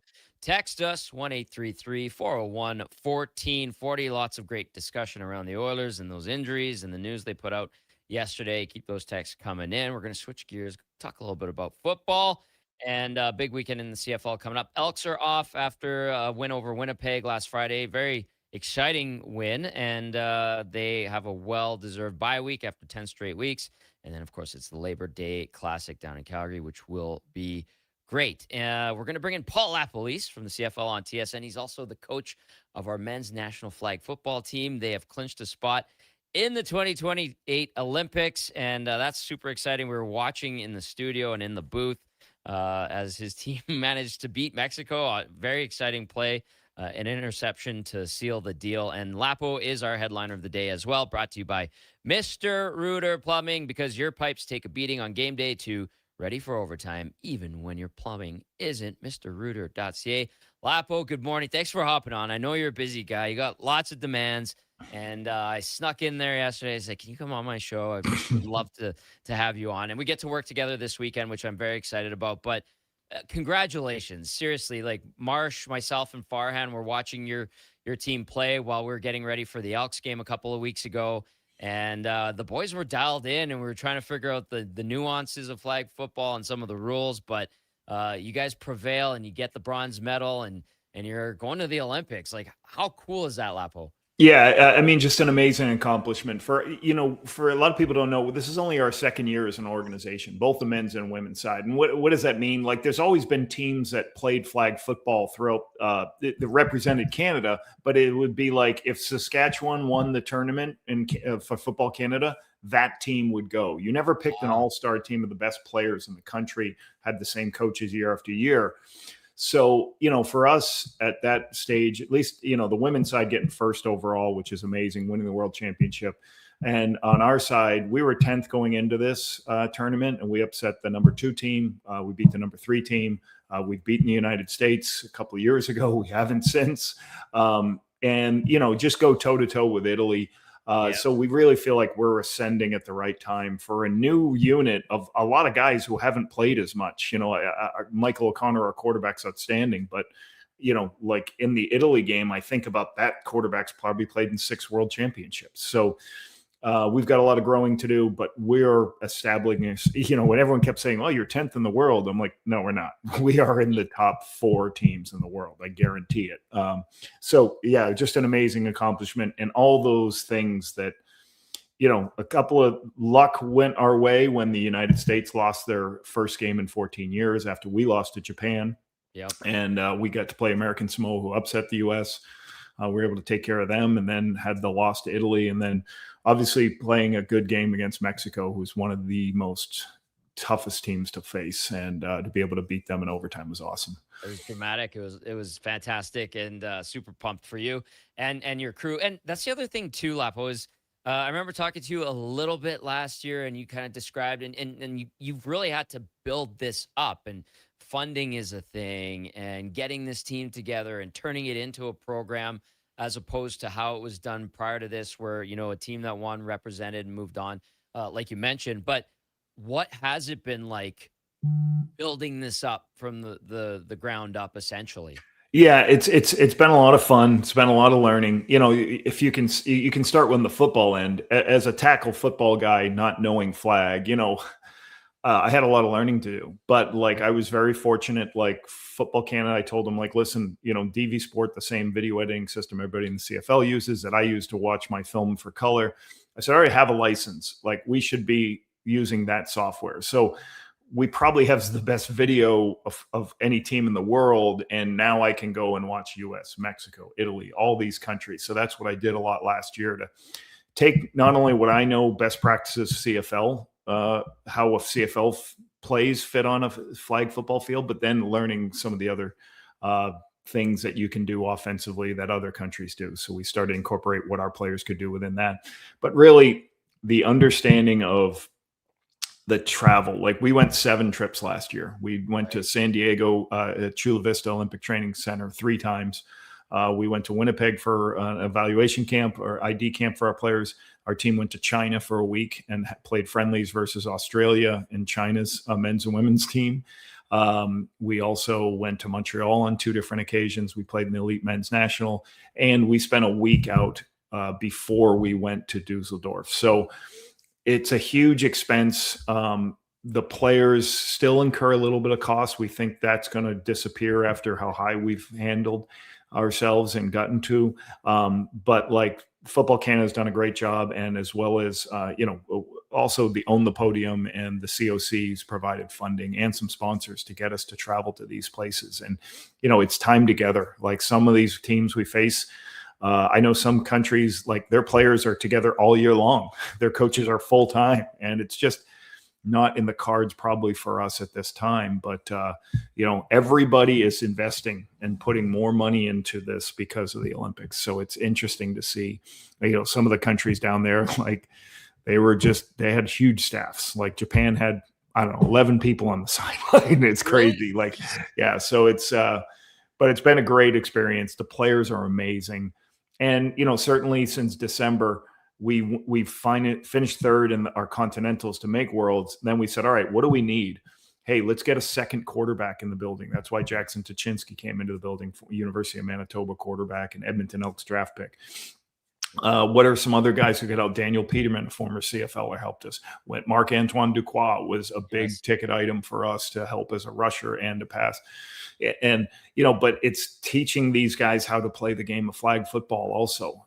And, Michael O'Connor doesn't have a lot of experience. So I think we have as talented as any team maybe besides the United States. And now just getting them to play at a high level because Italy, Mexico, Japan, you just can't. If you have a bad day, you lose to these teams, even though you might look bigger. Like Japan, we look way bigger, way stronger, way faster, but they are disciplined. They don't make mistakes and they make plays. And that's why we lost to them. Lapo, when it was announced that flag football would be part of the Olympics in 2028, a lot of the discussion, and you heard a lot of pro football players, both north of the border and south of the border, talking about, well, yeah, I'd go play for our Olympic team. And we're like, well, how would Canada do? Which Canadian players would go from the CFL, or maybe some NFL Canadian players would go? That's not how it really works, is it? You can't just plug and play NFL and CFL players and expect them to figure out the flag football game. It's a totally different game. Is that a fair statement? You can, if 1, they're the right body type, 2, they're a flexibility. They have some flexibility of where they play, and 3, you give them enough time together. That's going to be the hardest part, I think. All right, 6 teams are going to make the Olympics. So 6 teams. So the 3 right now that are in on the men's side are Italy, Canada, United States, because they're the host city. June 28, the next 3 teams will be picked. So that's why it's so important for our organization to get it. Like, we're the only country that both the men and women have it right now that, obviously the U.S. as the host is, but out of the ones that earned, we're the only country that did that on both sides. So now we can go and ask sponsorship and say, hey, both programs are in. Whether that, our leadership can try to get some corporate sponsors on board that understand you want to be part of an Olympic sport that we think we're going to medal. But that being said, of starting to bring in players from CFL, NFL, all that stuff, like what people don't really have an understanding is the roster's only 10. So there's only 10 on the Olympics. So, and we got to play probably 5 or 6 games throughout the course. So like, you don't have a big reserve. So you're going to have to take players that can play wide receiver and defensive back. You're going to have to take probably 2 quarterbacks, because if you get an injury to one of your quarterbacks, you have to have the other guy ready to play. Mm-hmm. So multiple quarterbacks that can do other things that, maybe play wide out, like that's important. So like to say that, oh, we're just going to, this guy's a great running back. Oh, well, I don't know if a running back fits him, or this guy's at one of the best wide receivers, but he's 6'6", 260, like you got to be careful, because as we start evaluating this stuff, like, well, what happens in an injury? Where is this person's second position? So That's what we have to start thinking about. Like, everything we've done to this point is just let's put the best players on the field and let's figure it out and go from there. Now it's really understanding you're only going to roster 10 guys. So what's it going to look like, and how do we maximize that because of injuries? You're going to get some injuries with 6 games in the course of a week. It's really cool to see the growth of flag football, and the fact that your team and the women's team are going to the Olympics, I think, is only going to heighten the awareness of flag football and make it more popular. Really neat to learn about the sport. And I'll probably pester you with a million questions leading up to the Olympics. I apologize in advance. Paul Lapolis is our headliner of the day, brought to you by Mr. Rooter Plumbing. Okay, Lapo, you and I, and we've got Rod with us on Saturday at McMahon, Tie Cats and Stamps. And this is a precursor to the Labor Day Classics, obviously. What do you think of this game? I mean, the Tie Cats trying to make do without Bo. It's been Trey Ford lately, and then obviously injuries to Vernon Adams and Dedrick Mills have hampered the Stampeders. What kind of game are we going to see on Saturday? Well, what I think is going to be interesting is certainly the last time these 2 teams played. I thought Trey Ford managed the game well, but there was just a couple of turnovers that they had, and if you remember, there was a big fumble. There was a fumble for a score that got Trey taken out of the game. So obviously turnover margin is going to be very important. But I am interested. Trey Ford's coming off one of his career best yardage game. Like, he hit a couple of shots downfield. I thought he checked the ball down last week. So it'd be interesting to see him another game under his belt. Because again, as a former play caller with young quarterbacks, it is hard. Like, it takes time to get a feel for what this kid does well, what this kid likes, how do I call the game for him? So, for another opportunity for Scott to call another game. And obviously last week looked way better than it did 3 weeks before. So I'm interested to see how that plays out. And, and just how are they going to handle Hicks? Like, Clarence Hicks can do some things defensively, 4 sacks in the last 3 games. So, like, what is Hamilton's plan of attack for him? Are they going to chip him, do some things? So, yeah, looking forward to seeing that game. I haven't been in Calgary in a couple of weeks, so looking forward to doing that one. Yeah, it should be fun. Okay, final one for you. And I know we want to see success in the league. We want to see every team healthy and growth and all that. I think we're all big fans of the CFL, and it's tough to see the situation in Ottawa. They're bringing in Jim Pop. They've had some movement there. I know you were part of the organization a few years ago. Just a thought on getting things back in order. I know Ryan Dinwiddie is considered one of the best coaches in the CFL, but it's tough when you lose 16 straight games, spanning over 2 seasons, 10 in a row out of the gate this year. Maybe just a thought on the Red Blacks and where they're at. Yeah, I mean, I think the hard part is they've gotten some injuries. And again, other teams win games without injuries, but they just defensively, I don't know who their superstar is on defense. Who's the guy when you put the film on?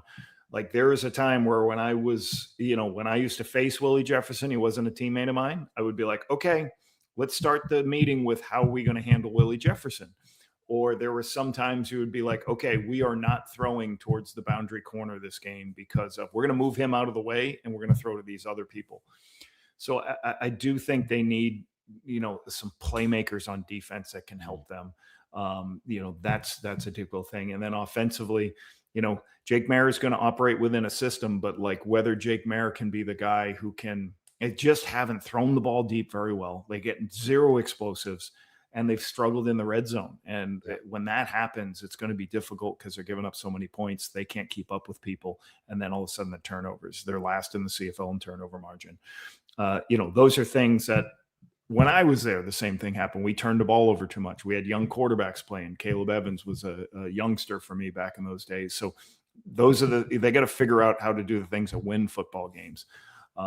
Jim Pop will bring somebody who has been known to bring in American talent, which is sounds like that's what they want in Ottawa, better American talent. So we'll see how he goes through that process. Obviously, he has a lot of contacts and understands the game. Sometimes you get a personnel guy and they'll come up, don't have a lot of experience in the league. Oh, I got a really good Sam linebacker for you. And you're like, well, no, that guy's a will linebacker or he's a middle linebacker. He's too big for our league. You know, you need DBs, you need cover corners playing this Sam linebacker spot. So you'll have none of those issues with Jim Pop. So, and obviously he worked, I believe he hired Ryan Dimwitty as a quarterback coach a few years ago in Montreal. So, oh, wow. a relationship there. And after our game, Rod and I just get on a plane and we fly right out. We're calling that game. So we're pretty excited. Nice. To do the doubleheader, me and Rod. Oh, it's going to be awesome. Lapo, thank you for the time. You're the man for doing this. Really appreciate it. And congrats again on the Olympic berth. I know how much you worked and how much time, sweat, tears, blood, all that stuff you guys put into it. And to have the payout and reward is fantastic. Safe travels. Well, I'll just say this. I appreciate what you guys at TSN, what you guys, like these are, these aren't superstars. We have a doctor on our team. We have a lawyer on our team. We have people who just work. So it's really appreciative, all the support everybody's given them the last couple of weeks, and they deserve it, Rand. They really deserve it. So it's great to see. So thanks for having me on. See you the weekend. Yeah, see you this weekend. Safe travels. You're building something special. There's Paul Lapalisse, our Mr. Rooter headliner of the day, knocking your plumbing problems out of the park. That's mrrooter.ca. Paul Lapalisse, good stuff. Guys, I think flag football will only continue to grow in popularity. I think the Olympics is going to put it on the map even more so. It feels like one of those kind of cult following type of sports right now that people are like, oh, what's this? And then maybe it's thrust into the spotlight in LA in 2028. Everybody loves football in general, right? Yeah. And so right now it doesn't have the same, I guess you'd say, mainstream appeal as NFL, CFL football, where now I think you're gonna see it on the biggest stage, and people are gonna probably fall in love with it, right? I think so. That's usually what happens at Olympics is you see this number of talents out on a field, out on a whatever, you name it, and they've got it down at the Olympics, right? So I think you're going to see some great talent. You're going to see a lot of new stuff that you're not used to when it comes to normal everyday tackle football, and it's going to be a blast. I'm really looking forward to it. And hey, that's a great guest. Great way to line that one up, Tommy. We appreciated having Paul on because hey, it's a nice name and a nice transition into something that's very topical. Yeah, thank you. Lapo, I remember last season. This is where this program was at, because like I said, he's building it from the ground up. He's got help, obviously, and I think Football Canada is obviously involved too. But he would get memorabilia, signed stuff from teams, pro teams across the country. I know the Oilers provided him with some stuff, and it was for silent auction items. That's the legwork that had to be done to get funding for this program. And now that they've clinched a Olympic berth, like he said, corporate sponsors could now come in. The door's open to that and be like, we want to support our Canadian men's and women's national flag football teams en route to the Olympics in hopes of some medals, which is fantastic. All that work that went into it, all the little things, the asking for stuff from friends and acquaintances and peers in our line of work actually has the reward and the payout. And hopefully they get the corporate sponsorship. I think they will too. I think they will. I'd be surprised if they didn't. Now, funny text from Bench. What Bench say? If you're a doctor playing sports, do you put doctor before the name on your jersey? I suppose you could. It's a title. You could. It is. Yeah. I suppose you could. Would that be cool? Would the kids like it? Probably not. But no. However, if you are a doctor, I would give you free reign. I think that's one of those. You know what? You earned your doctor. You earned that thing before your name. If you want to put it there, go for it. You spent 7 extra years in school, maybe 8. I don't know, but that's a lot of extra time. Go for it. Put it there.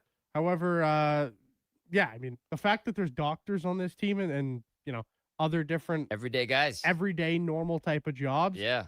That's really, really impressive. And Hey, I'm gonna be rooting for him. I'm gonna be watching him. I can tell you that for Me free. too. Dr. Carlton Maloney, Esquire.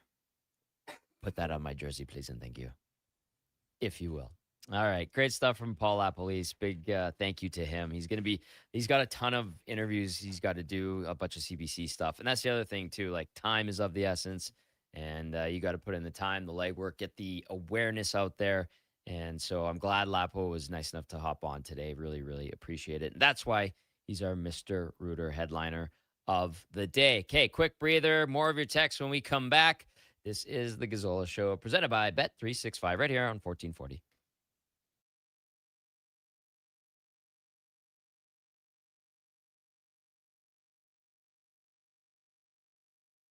With Faber, becoming debt-free is possible, and a personal bankruptcy or a consumer proposal will get you there. Schedule your free Faber Focus session at faber.ca today. You'll learn how a consumer proposal will eliminate your debt by paying a percentage of the amount owed without interest. At Faber, we've got your back. Summer weekends in Alberta mean one thing. Tournament season. I brought the folding chairs. I brought the sunscreen. I brought the umbrella, just in case. But who brought the snacks to get through a doubleheader? I got Alberta's best beef jerky. Wilhauk Beef Jerky. The ultimate sideline fuel. Whether you're cheering on the kids or watching the pros, load up on Alberta's best beef jerky. Wilhauk Beef Jerky, because you can't have summer fun with salad. Only available in Leduc. 1 in 3 Canadians aren't getting enough sleep. Let the Brick help you sleep better for less. Save 40% on the Sealy Crown Jewel Resort mattress. Get sheets starting at just $49. And buy one pillow, get the second one for just $10. Plus, take up to 55 months to pay with no interest and no money down. And with next day delivery in Edmonton, you can start sleeping better right away. Some conditions apply. OAC. See in store for details. The Brick, saving you more. Whether you're a craft beer connoisseur or more of a wine aficionado, there's always something new to discover at Sherbrooke Liquor, a unique, family-owned, independent liquor store. The selection? Incredible. The non-alcohol section is also very impressive. Sherbrooke Liquor, expert, knowledgeable staff with a passion for unique finds. More than just a liquor store, we're a community. Alberta's best, the one and only Sherbrooke Liquor. Wine, spirits, and oodles of beer. Visit SherbrookeLiquor.com. Diamond Rides is one of Alberta's premier specialty charter companies. With our luxury motor coaches, we provide our customers with the safest and most reliable ground transportation services. Our seatbelt equipped, top-of-the-line motor coaches have become the preferred carrier for many local sports teams, tours, corporate outings, and other various travel needs across Western Canada. For more information and to request a quote, contact sales at 877-748-0991 or visit silentrides.ca. Caesars is Alberta's anytime, anywhere sportsbook. Stay in the action with your favorite teams and players. Whether you're camping, kayaking, or catching a show this summer, bet wherever you are, whenever you want. Plus, Caesars Sportsbook offers fast payouts and flex parlays, a new way to keep your bet alive even if a pick misses. Download the Caesars Sportsbook app today. Must be 18 or older and physically present in Alberta to gamble. Must be 21 or older to use Caesars Sportsbook. If gambling is affecting your mental health or well-being, 211 Alberta is here to help. Call or text 211 or visit ab.211.ca. Standard message and data rates may apply. Please play responsibly. Employee pricing is back at Nisku Ford. Pay the same as Ford Motor Company employees. Plus, get the benefits of being a Nisku Ford customer. You'll have the best selection of new Ford vehicles from our great lineup of SUVs, from Bronco Sports and Explorers right up to the Ford Expedition, and Ford trucks from the Ford Maverick, Ranger, F-150, and Super Duty. Ford employee pricing is the biggest event on the Nisku Ford calendar. But hurry, it won't last forever, and inventory is limited. Take advantage of employee pricing today at Nisku Ford. Above expectations.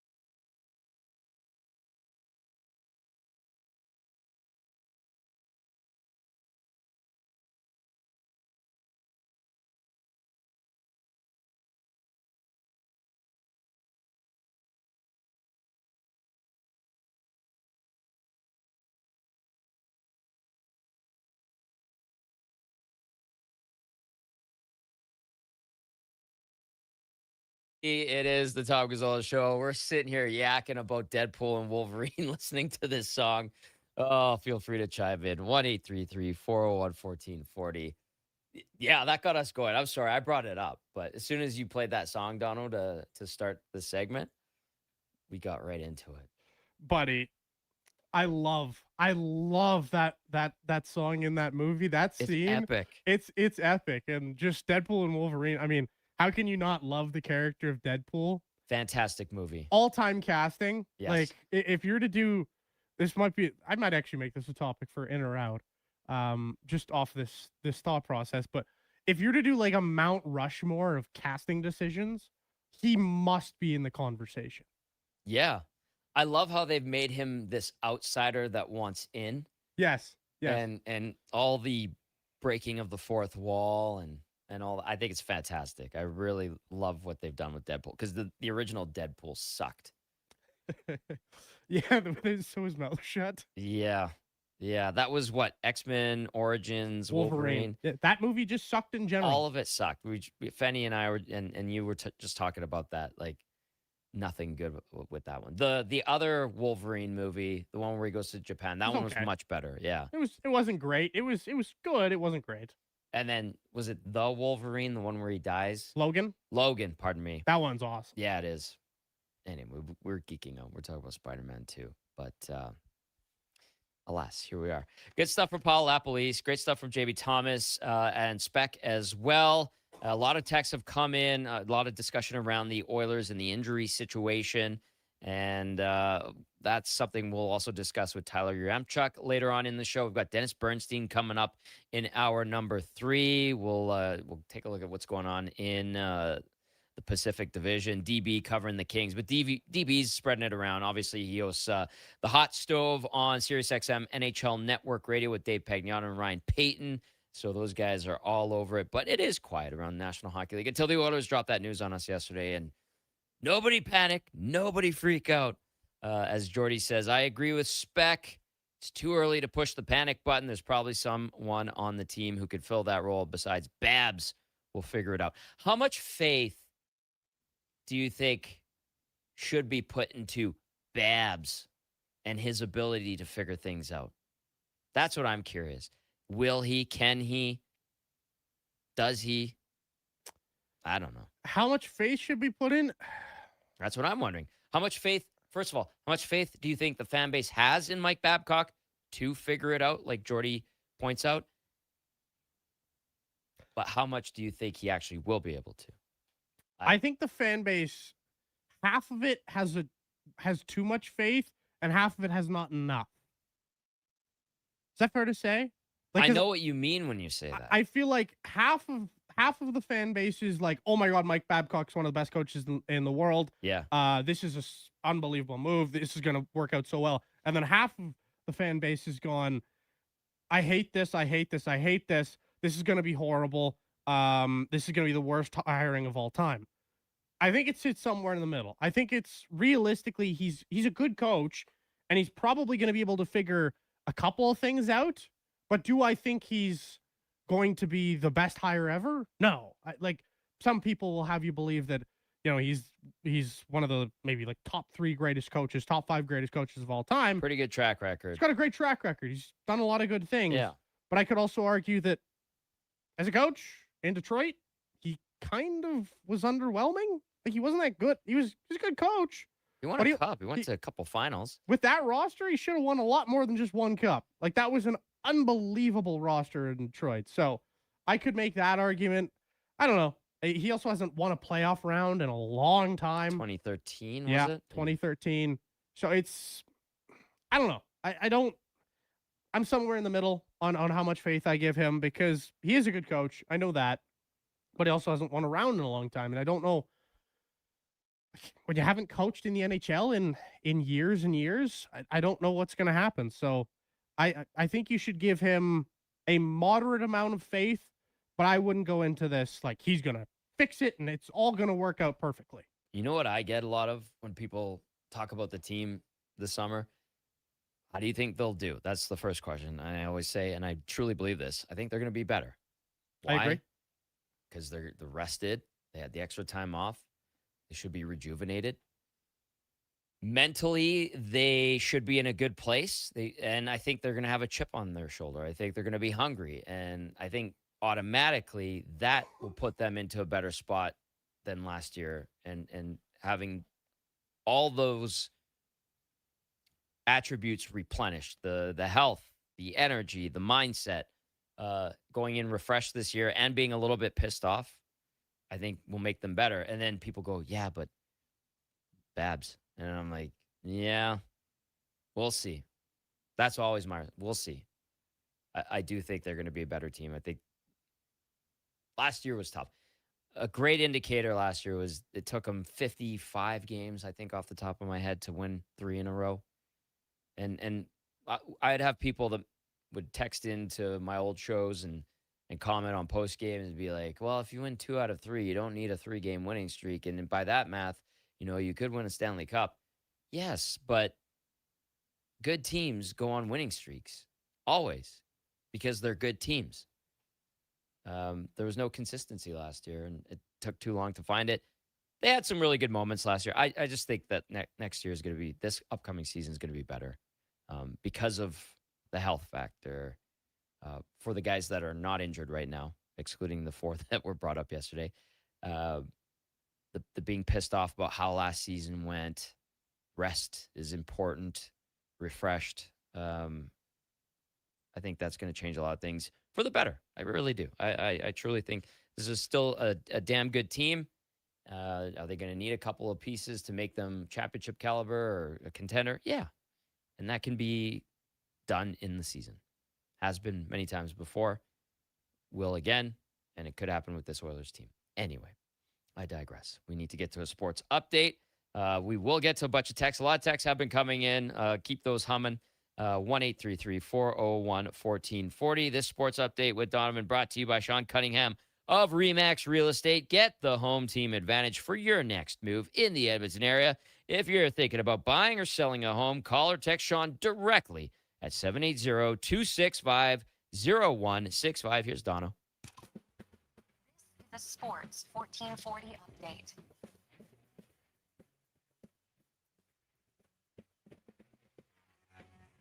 In case you missed the Oilers news from yesterday, Matt Savoy, Freddie Anderson, Matisse Janmark, and Alec Regula will all miss training camp with injuries. Matt Savoy and Freddie Anderson, according to Ryan Schrag, will both be out until late October. Some NFL news just breaking in the last, about 10 minutes time here. Leonard Williams and the Seattle Seahawks, they have agreed on a 3-year deal worth up to $90 million. $56 million of it is guaranteed.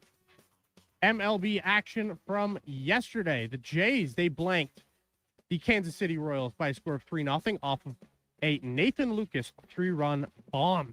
The Rays, they edged out the Tigers 3-0. The D-backs blanking the Cubbies 2-0. The Reds 10-9 over the Giants. Eugenio Suarez gets waived after the game despite having a 19th home run of the season. The Red Sox get shut out by the Marlins 4-0. The Rockies over the Nats 13-1. And the Texas Rangers also fall to the Chicago White Sox. Coming up next in about 25 minutes, we'll have Dennis Bernstein joining us from the 4th period. I'm Donovan Paulson. That's your Sports 1440 update. This is Sports 1440, A Stingray radio station. broadcasting on Treaty 6 territory. Download the free iHeartRadio app and listen to CKJR wherever you go. I finished a 5K in 94th place, right after a man wearing jeans. Then a volunteer gave me a medal. But I don't want participation trophies, unless they're from Bet365. With their daily prize matcher game, I win by matching gold coins, cherries, and more. Take that, Denim Man. Thanks, Bet365.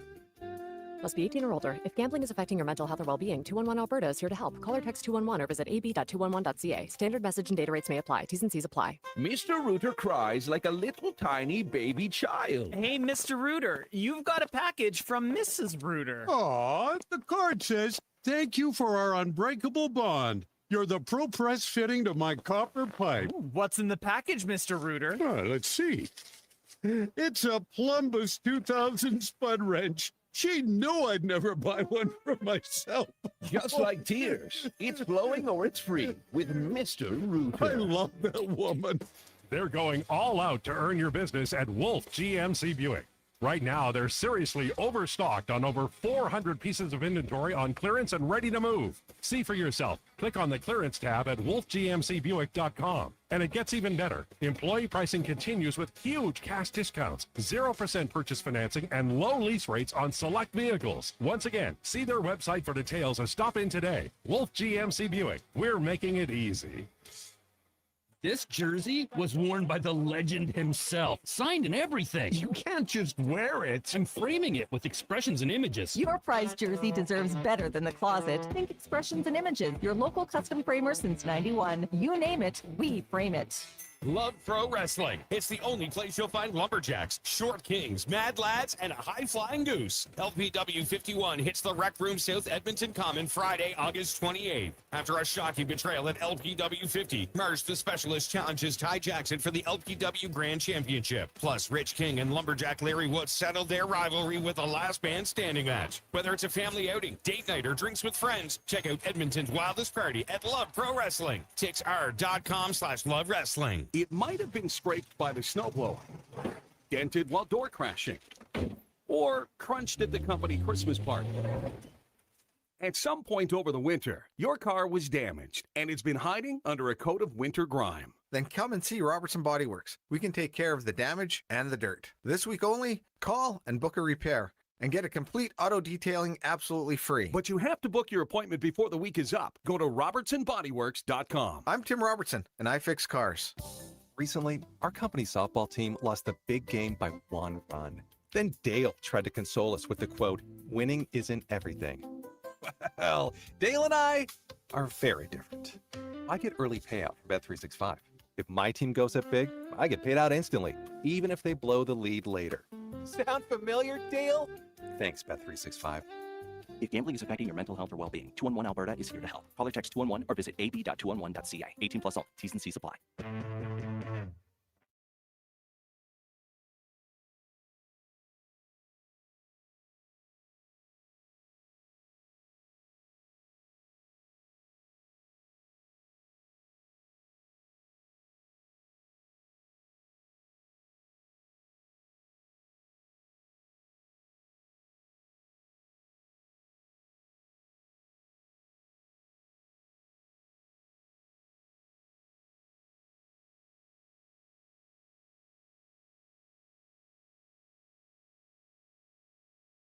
The Tom Gazzola Show, the best of Edmonton sports talk and beyond. Watch us on YouTube, Facebook, and X. Presented by Bet365. Alberta, we're here to stay.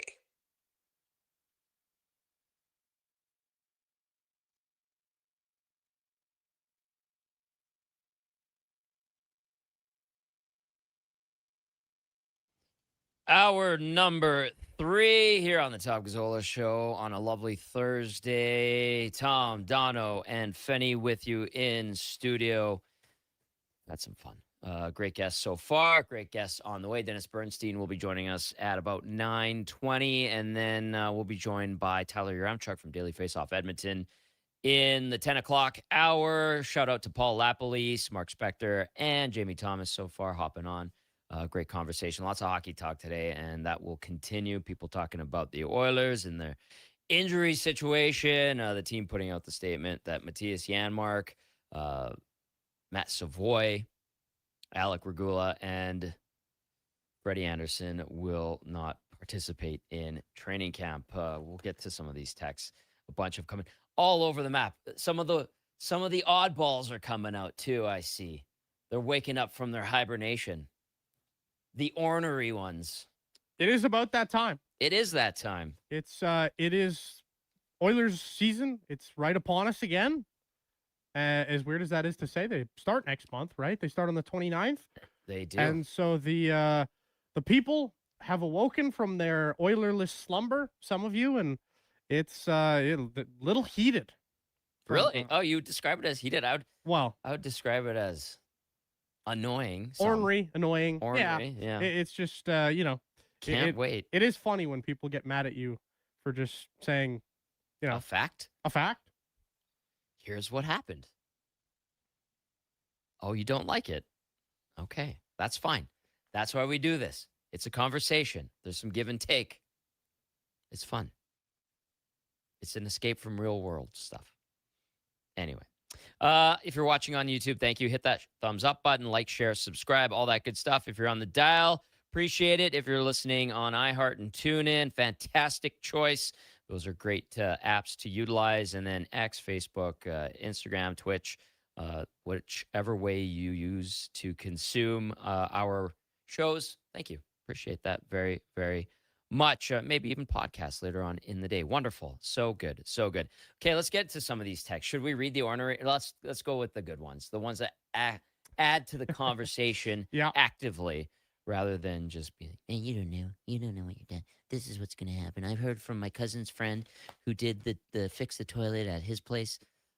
That's my impression of an ornery fan in any market. That's a good one. Thank you.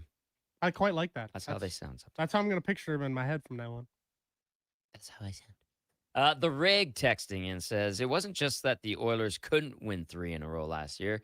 It's the way they'd play in that third game. Absolute horse pucky. Also, which contender is claiming Suarez? I don't know. Which contender? It would be somebody who needs a little bit of power from the third base position. Ooh. Who do you think, Donald? That's a tough one. I could see Tampa trying to get their hands on Eugenio Suarez. I think that would be a good one, a natural fit. To me, the Red Sox are a no. The Yankees probably not. Seattle says the Rig. Chicago White Sox would make sense, but Seattle, I just think they're dead. So yeah, I know technically they're not mathematically dead because their division's terrible in the American League West. Isn't the AL just terrible? The AL in general is terrible. Yeah. So I would say teams that I could see right now, Rays would make sense. After the Rays, maybe the Marlins decide that they want to try and spend some money. And when I say spend some money, $3 million. Brewers would make a little bit of sense to me. After them, Padres. That's back to Arizona. There's a couple spots that could make some sense. Let's go D-backs. It just depends on if they want Eugenio to play third base or if they want to kind of DH him. Like there are some teams available, but it's not going to be like a Dodgers. The Cubs is a non-starter. Yeah. I doubt it would be the Braves. They've got their rosters figured out. They have their rosters figured out. It's going to be some of these like wild card fringe teams. Take a flyer on him. Well, he's got 19 homers. He's still a good player. It's just it's not been a great season for him, but it's just the Cincinnati Reds just don't want to pay him. No. Because what's up with the Reds, man? They just don't figure it out. They don't figure it out. They have an ownership group that doesn't spend any money. And when you don't spend money, usually you're not going to be very good. So you got to spend it properly and you got to spend it. Yeah. Well, interesting. Thank you, the Rig, with that text. EMG texting in says, I think the Oilers will be better due to rest. That enough will lead to a bump. EMG, I'm in the same boat as you. I also think that they're going to be pissed off, the chip on their shoulder type thing. I think that'll help them as well. Michael Goulet, not to be confused with Michel Goulet, the hockey legend, says, here's my hot take on Babs figuring it out. He got hired now. He's got to show us that he was the guy for the job. Everybody needs to give him a chance, and if he doesn't get the job done, then he's gone, and we have another new coach again. Fair. Give him a chance, see what he can do. And I think my sense talking to people in and around the city is they're willing to give him a chance. They're curious. They think that he might bring an advantage to the group. So I think the idea of giving him a chance is there for the most part in oil country. Does everybody love it? No.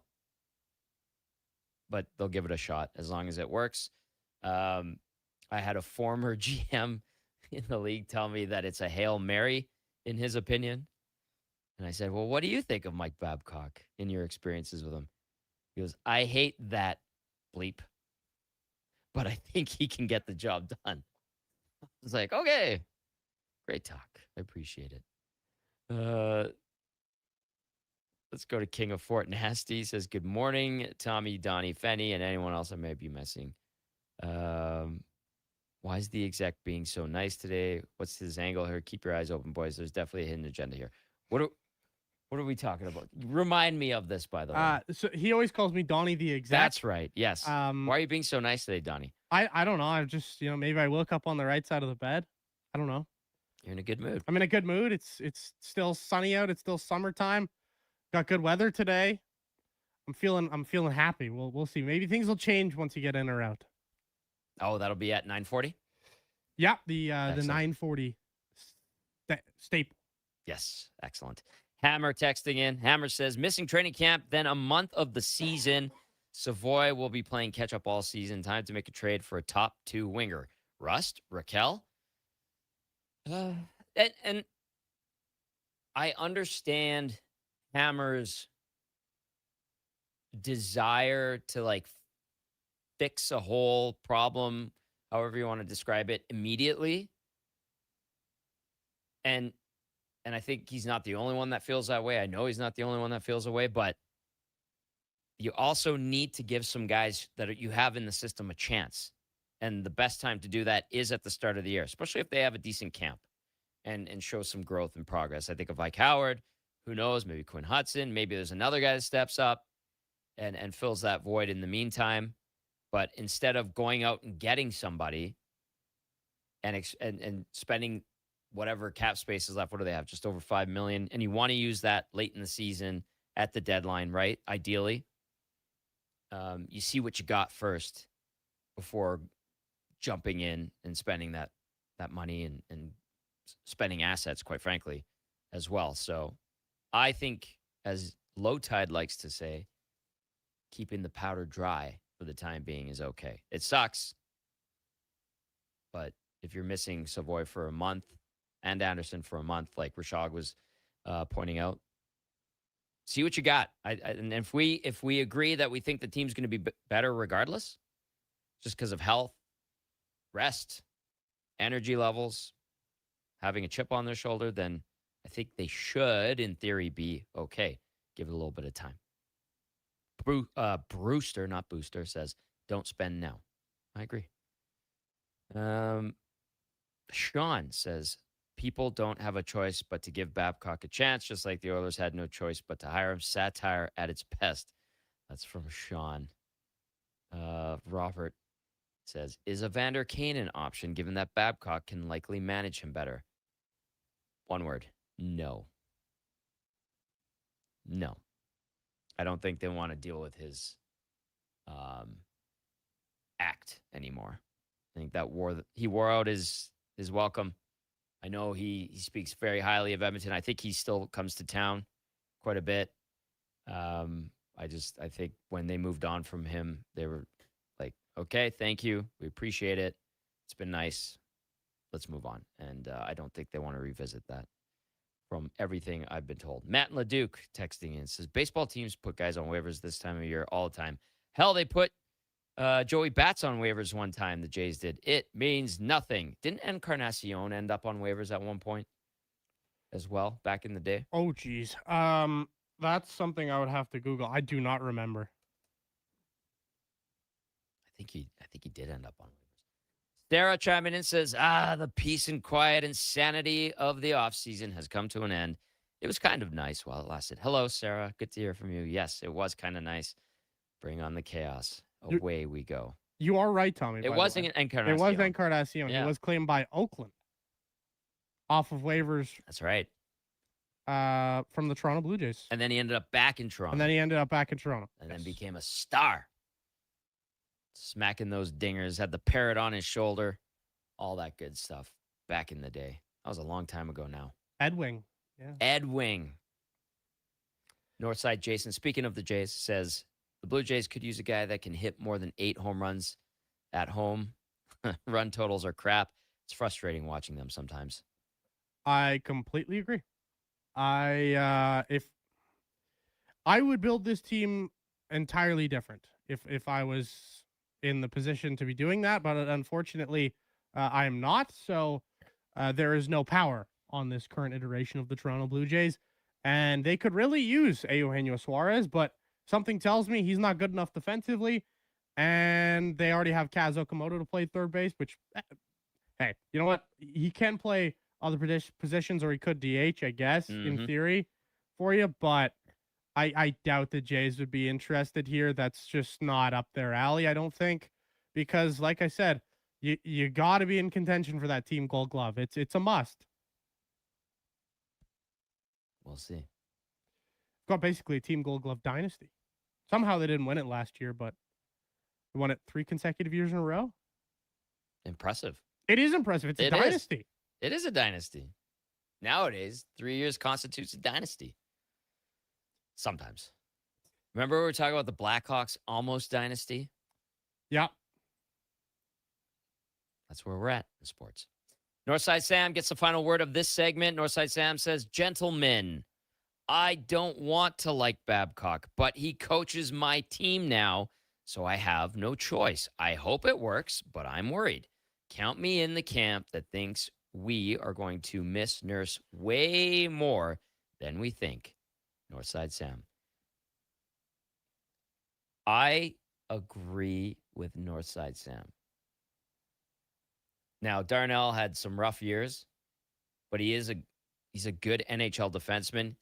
He was under the scrutiny of the spotlight here. The contract didn't help him. I think it affected him off the ice, on the ice. I think it got to him. You heard him make some comments about it. What was that quote he had, like road construction or things like that, or his problem? If there's an accident on the Henday, he'd be blamed for it? That's right. Yeah. That's the one. So, I mean, I think a fresh start for him. It got to a point where I think a fresh start was necessary.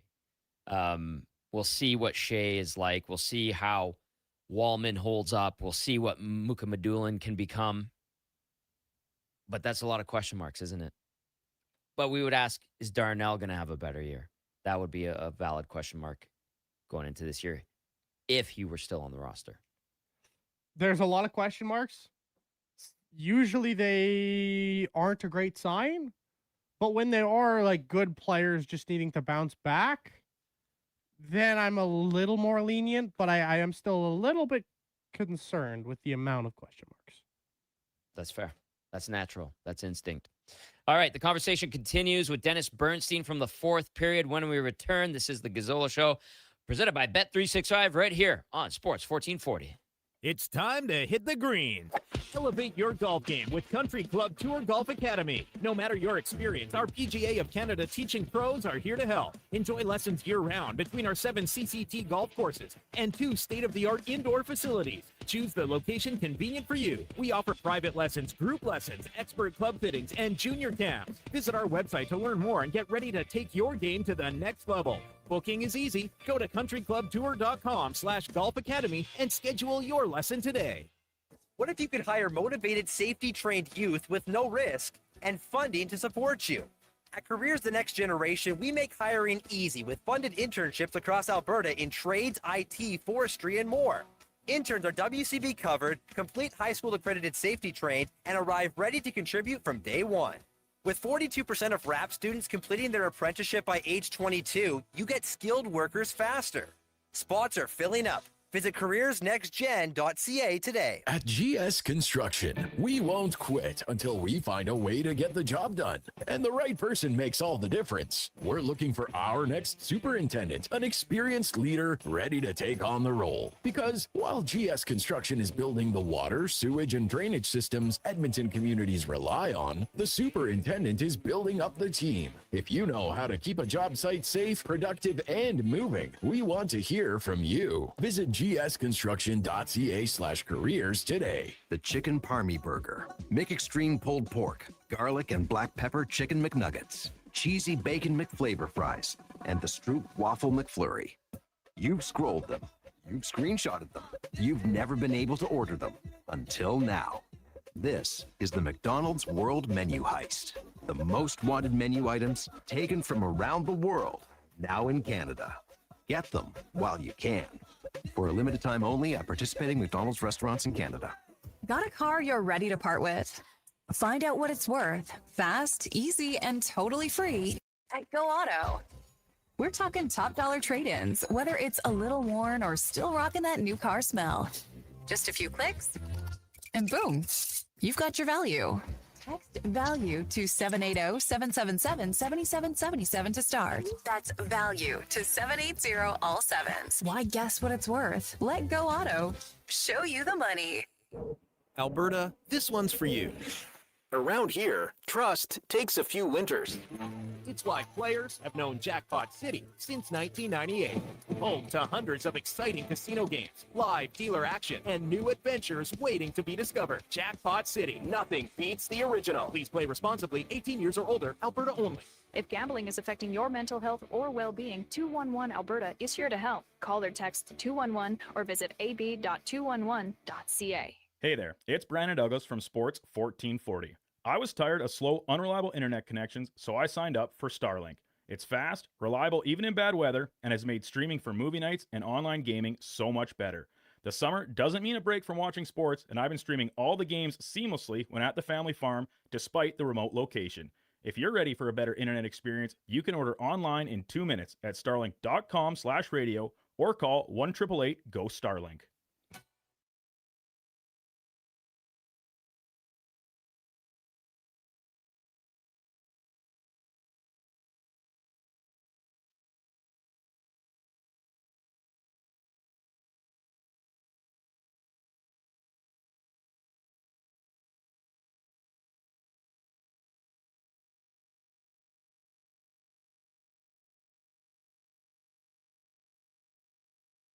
The Tom Gazzola Show. Oiler insider and Jersey aficionado. Edmonton's sports leader. Watch us on YouTube, Facebook, and X. Presented by Bet365. Alberta, we're here to stay.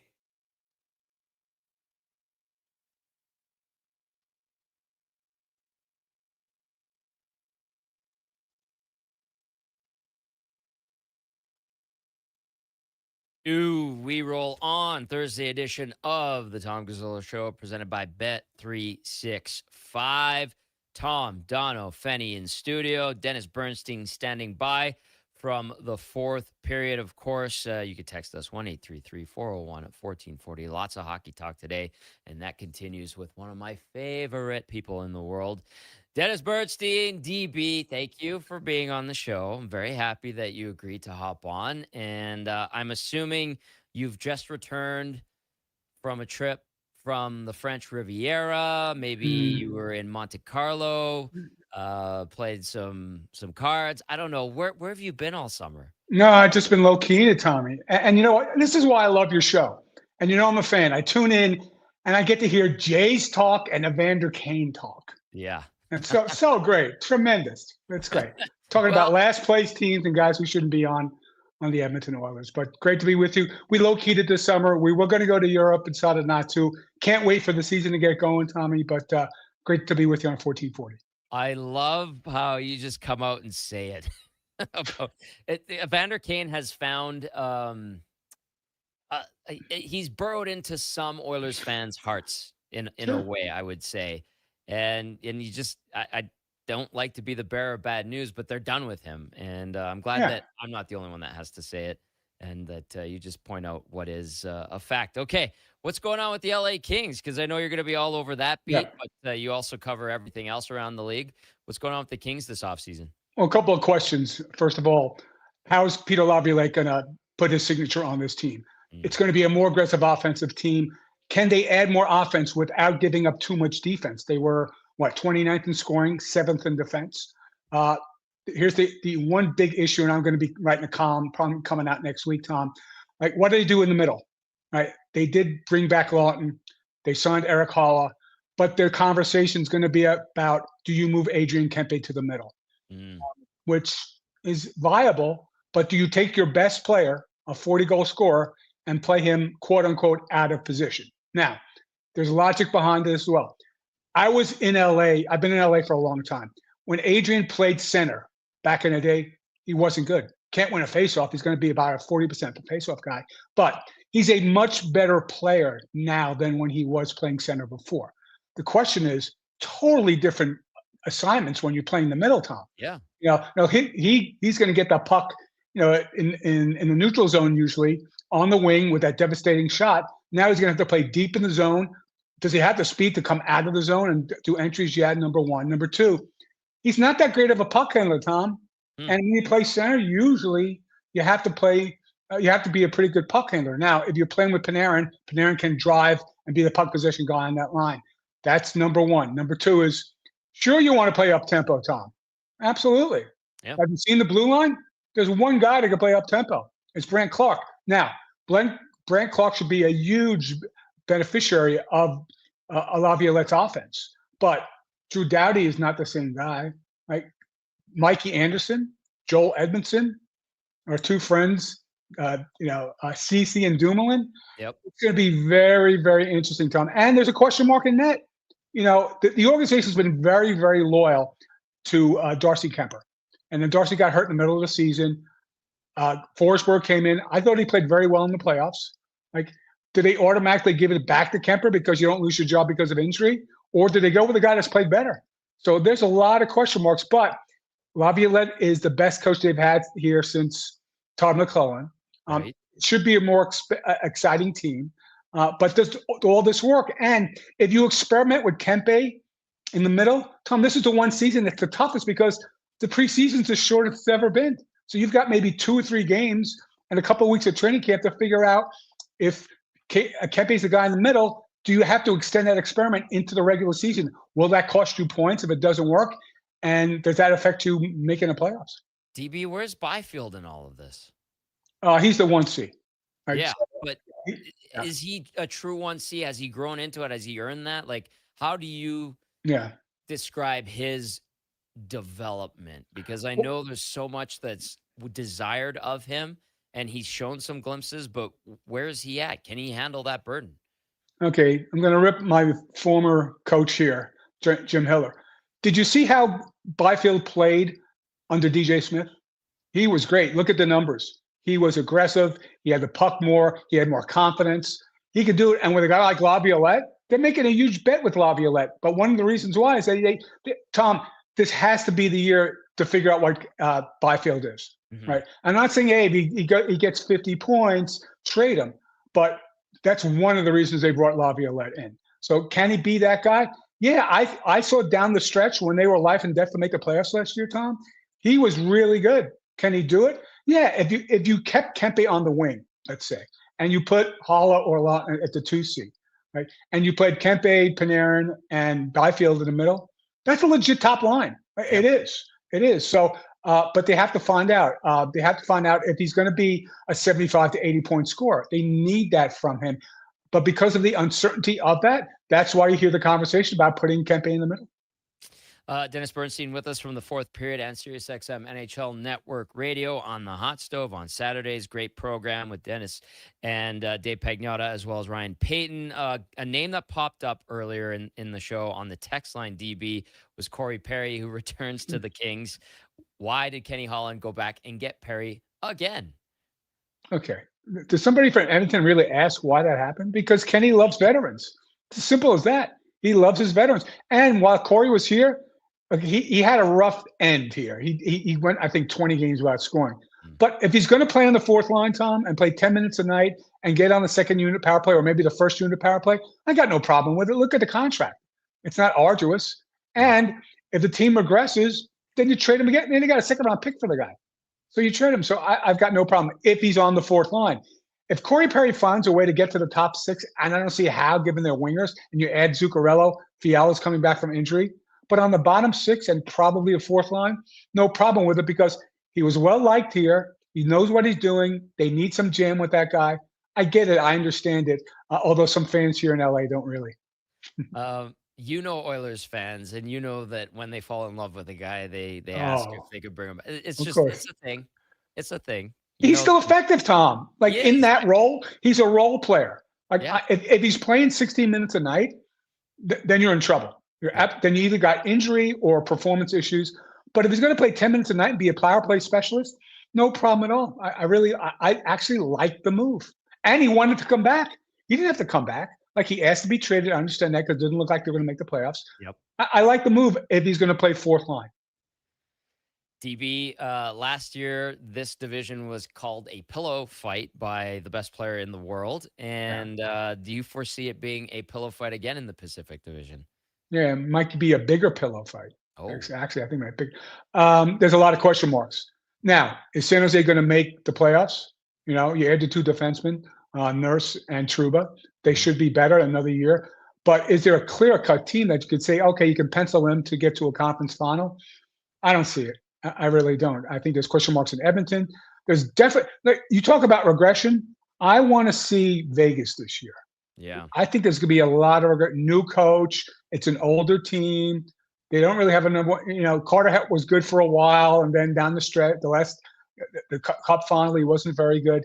I think it's going to be probably again the weakest of the four divisions right now because I don't think that many teams improved, Tom. I mean, I think because of maturity, and you saw the way Celebrini played, he's improved, but everybody else, Calgary's taken a step back.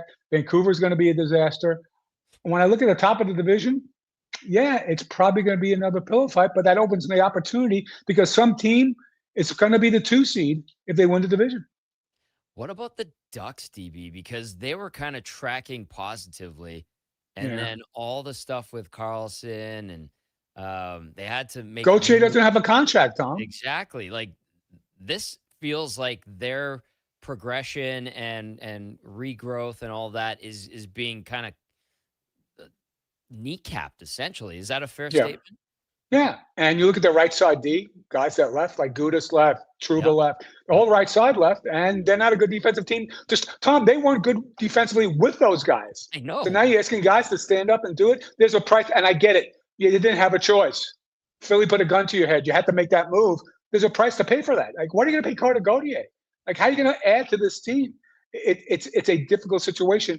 I think they probably plateaued. I think it was probably the best situation because I don't see this team being better. I'm not sure about Dostal and Net. I liked them in some games I didn't. Yep. You could say, oh, okay, well, they're still a young team. They should progress. I'm not sure. They could be stuck, as a 90-point team. Maybe they went around like they did last year. But to say, oh, this team's going to get to a conference final, if you had to handicap the West, where would you put them? You'd probably put them 5th or 6th behind the first 4 teams. I'll give you the team, though, in the other division. That's a real sleeper. I gave you Vegas as a regression. Utah. I really love Utah, Tom. You add Trocheck, you add Lee, the net front presence, you add Kosa as a goaltender. But the Ducks, there's a price to pay for this, and I get it. You have to keep your core players. But here's the thing, Tom. How do you add more elite players when you pay the guy $18.5 million and you got to pay probably another guy $18 million? How do you do that as your Packer B? They're jammed up right now because the market really. You talk about a market shifting, Tom. That was seismic shifting for Anaheim. They didn't see it really. They didn't think it would ever happen. And we've got some word of it at the draft. So say, hey, they're going to drop an offer sheet. I heard $20 million. Right, so it's going to be difficult for the Ducks to progress because I don't know if they can surround Gauthier if they sign him and Carlson with more elite talent to win the championship. DB with Gauthier, and what did he turn down? $16.5 million, reportedly. If he truly wants like 18 plus, what do you think that says about some of these younger guys coming into the league now and commanding or demanding those types of contracts when really, I mean, he had one excellent season. Don't get me wrong. Oh, he was fantastic. But there's no quote unquote body of work. It's rather small, to be honest. What do you think of that kind of mindset attitude that seems to be a part of this new wave? Tom, I have not seen a shift in with respect to the paradigm in this league ever. It's incredible. And now you have a guy like McCarr saying, yeah, I don't need $20 million. But 2 years ago, $20 million? Are you kidding? Because here's the thing, Tom. You ever hear this thing called a bridge contract? Uh-huh. There's no such thing anymore. Oh, you want to take $6 million for 1 year? And then it said you're coming out of your entry-level deal and you want $18 to $20 million a year because you put up 80 points. Yep. It's you know what? A lot of these GMs are going to be left behind, Tom. Like, how do you handle all these changes? So do they deserve it? I think that they're making up for lost time when they were underpaid because there was a flat cap. And now and what's driving this? The agents. They see they're being very opportunistic right now, Tom. So yeah, I've not. It's crazy now.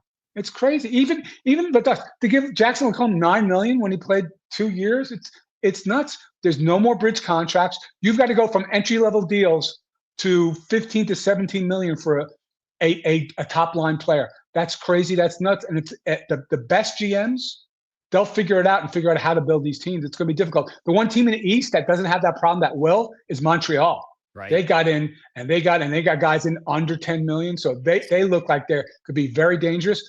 But Tom, this change with respect to compensation, it's crazy how it changed in the course of basically 1 year. It's wild. You're right. Tectonic change in the National Hockey League and the fiscal landscape, let's call it. DB, the football season's almost upon us. I know you're a big Rams guy. Are you looking forward to the year? It should be a monster season for your team. You still got the season seats? Like, what's going on? You pumped up? Well, at least there'll be one championship in LA this year. Ooh. No Dodgers? No Dodger. No, I don't know. I'm not sure about the Dodgers. Okay. Lakers, no. You know, the ownership situation with the Dodgers and the Lakers. Oh, and the Kings and the Kings actually might win a playoff round. Hey. But they're not winning a championship. So no. We'll see.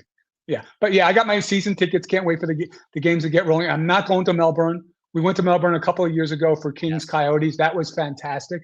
But yeah, I don't think they're going to go 15-2 because their schedule's really tough.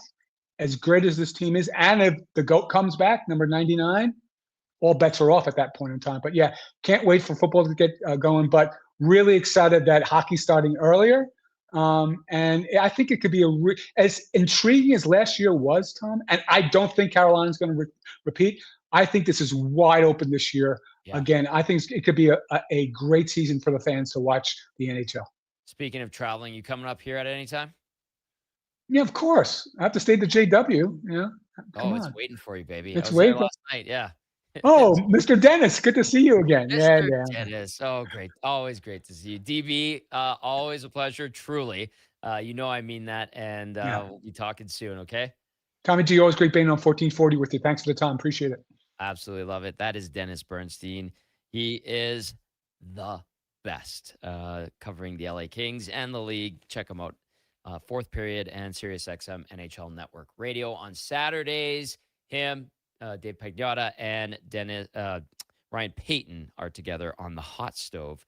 It's a great show and one of my favorites. Thank you for lining that up, Donald. Appreciate that very much. No worries. One of the easiest, when I say easiest, he is truly maybe the easiest man to deal with in this business.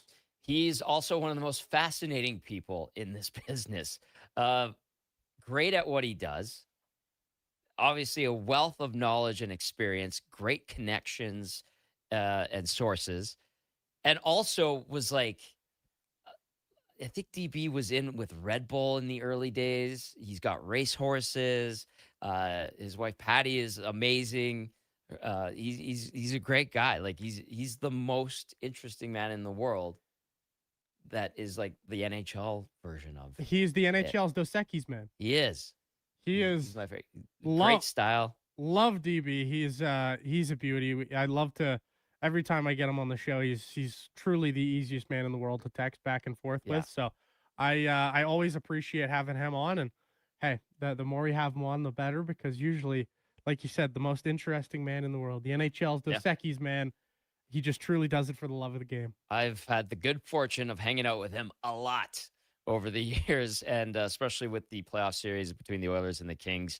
DB and Pagnotta's obviously a really good friend of mine. So, all the time in the world for those guys, and super happy anytime one of them gets to come on any show I'm on with me. It's a treat, and I'm glad we had him on. That made the Thursday even better. So fantastic stuff there from Dennis Bernstein. Bad Niv says he's a Rams fan. That knocks him down a peg. Oh, look past that, Bad Niv. Look past that. And then the Rig chimes in, says, Seattle?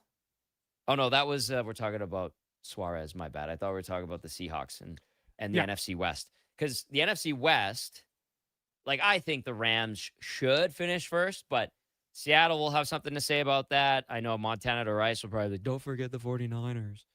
And then the Cardinals, the Cardinals have no say in this. I hope they don't go winless. They're in the same spot as my Dolphins. They have no say in the division. Yeah.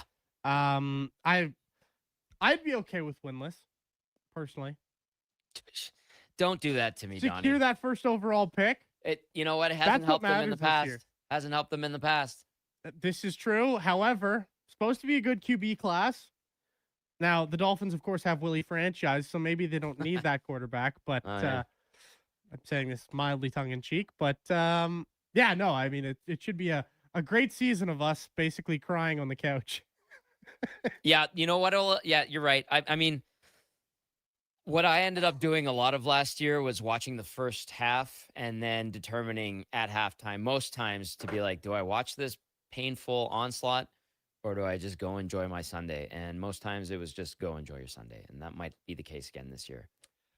I will be watching most other games instead and enjoying my Sunday. Yeah. However, Yeah. That's a good point. I miss the days where I got to watch the Dolphins kick the you know what out of the Denver Broncos 70-20. That was fun. Now I get to watch what is probably going to be a 70-20 the other way. For the Not Denver fun. Broncos. It's Not not fun. going to be fun. I think the highlight for the Cardinals last year was beating the Cowboys. I think it was Sunday Night Football or Monday Night Football.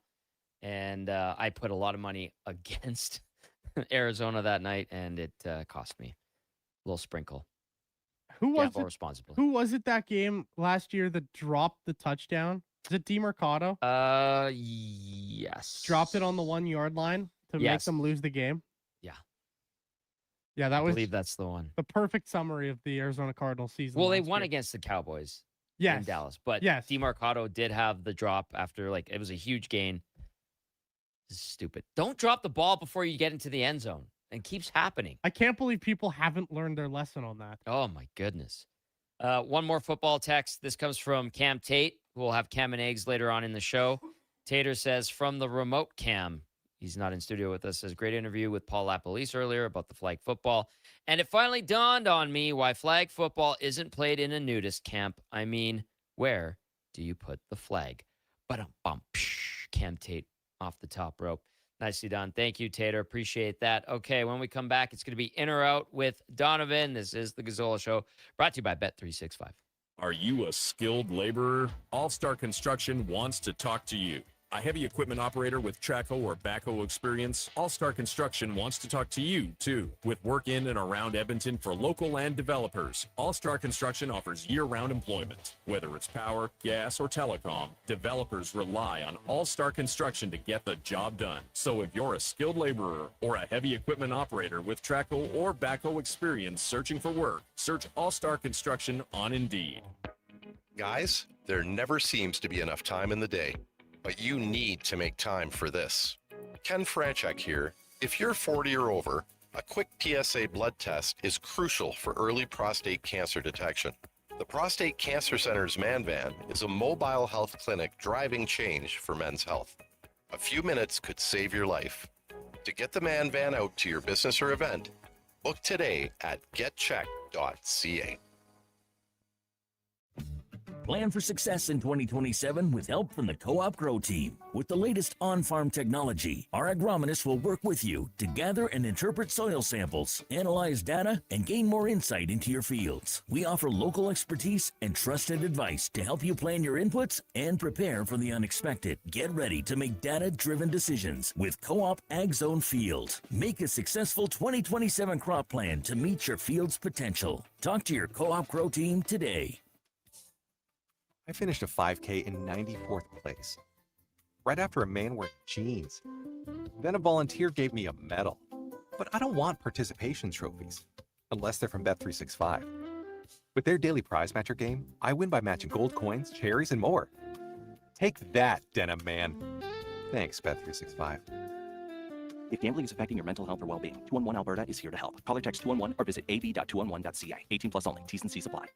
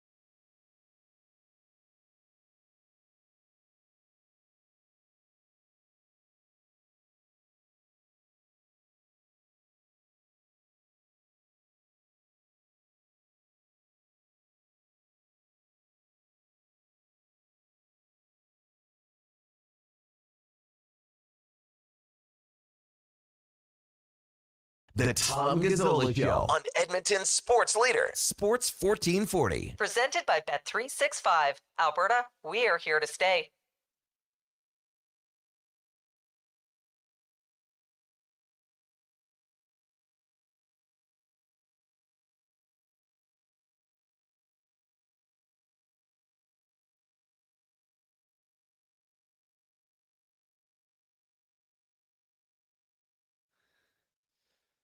(9:46). Good morning. Should be a wonderful Thursday out there. I haven't peeked my head out of the studio, but it's supposed to get to close to 30 degrees. Should be fantastic. Summer has finally arrived. It's only August 27th. Wonderful. Better late than never, as they say. Tom, Fanny, Dono in studio with you. Hit us up on the text line, 1-833-401-1440. Of course, you can watch us on YouTube if you are. Like, share, subscribe, please, and thank you. All that good stuff on the dial. And on iHeart and TuneIn, wonderful other platforms like Facebook, Instagram, Twitch. Also good. We thank you. Anyway, we need to get to In or Out with Dono. Fenny, are you going to play along? Yeah, thumbs up. Okay. Donovan, you ready? Let's do it. Okay, you know what? Moving too fast. Bottom up. Are you in or are you out?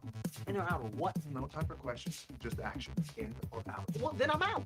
I'm sorry, Jet. Actually, you're already in. Are you in or are you out? On Sports 1440. I thought you would go, I'm in, Bob. We would have had a really cool moment, but you kind of ruined the whole thing. In or Out, brought to you by Oilers Nation Golf Tournament. It's tomorrow at Millwoods. Loads of prizes, competitions, fun in support of Gregor's grads. Great cause there. I think they only had a few spots left, but take a look over at nationexperiences.ca. Donovan, take it away, buddy. Alrighty, fellas. Well, first up, of course, the Oilers injury news. It caught the bug. They caught the bug yesterday. Freddie Anderson. I'm saying he's not going to eclipse 30 regular season games this year. This is not starting out well, especially if he's gone for the first month of the year. Is this 30 games regular season? That's why I said regular season. Regular season. Okay, just double checking. And I mean, it's obviously this three-headed goalie monster, and I think this forces their hand to do it even more so. They did it to themselves. Some people are open to this idea. Three-headed goalie monsters don't generally work. I think, if I recall correctly, Stan Bowman said we're seeing more of this in the National Hockey League. And the only team I could think of off the top of my head that did it was Carolina because they had to. Yep. And Buffalo because they had to. Otherwise, it's not really conducive to success and happiness amongst your goalie brethren. But I'm in, pardon me. He won't eclipse. I'm in 100% on this. Fenny, what do you say? I'm smashing that in button. I was probably in before the injury news happened. It was inevitable, you know? I think, and I always I have a tone of being in jest when I talk about Freddie Anderson's situation with the Oilers and people being like, well, you get 30 games out of him and he's a playoff mercenary. I'm sorry. Does that not sound crazy to you guys? We're just okay with this as a whole. Media, fans, team. This is cool. Kosher. We're happy. It's all good. It all depends, right? It all depends on can Devin Levi perform? I don't know. If Devin Levi can perform, I'm okay with it.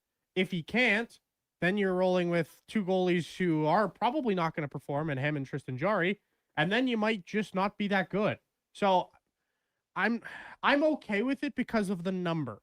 He was my one guy who I said when we did hit free agency, I had no interest in unless the number came in somewhere around 2.5 or less. And that's basically where it came in. Yeah. So I'm fine with it because the number is so good.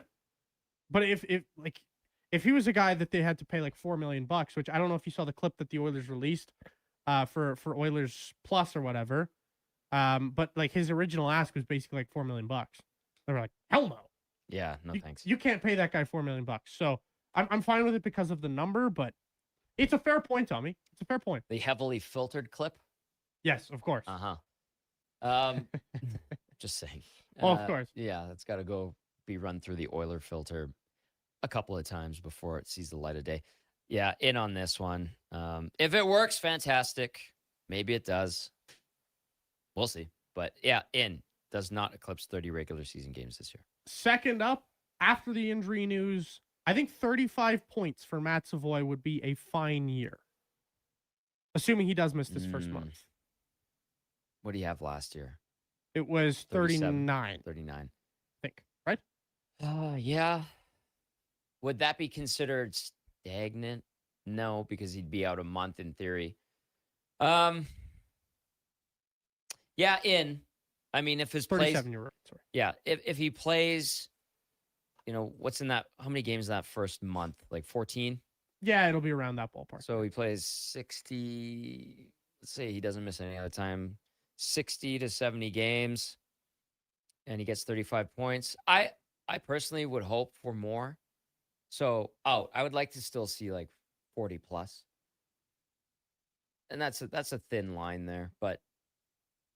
Even if you miss some time. And he's going to be behind the 8 ball. He's going to be playing catch up like some people have texted in about, but I still want to see some growth despite the missed game, especially if he is in a top 6 role and finds a groove there. So I'm out. I want to see more points in production still.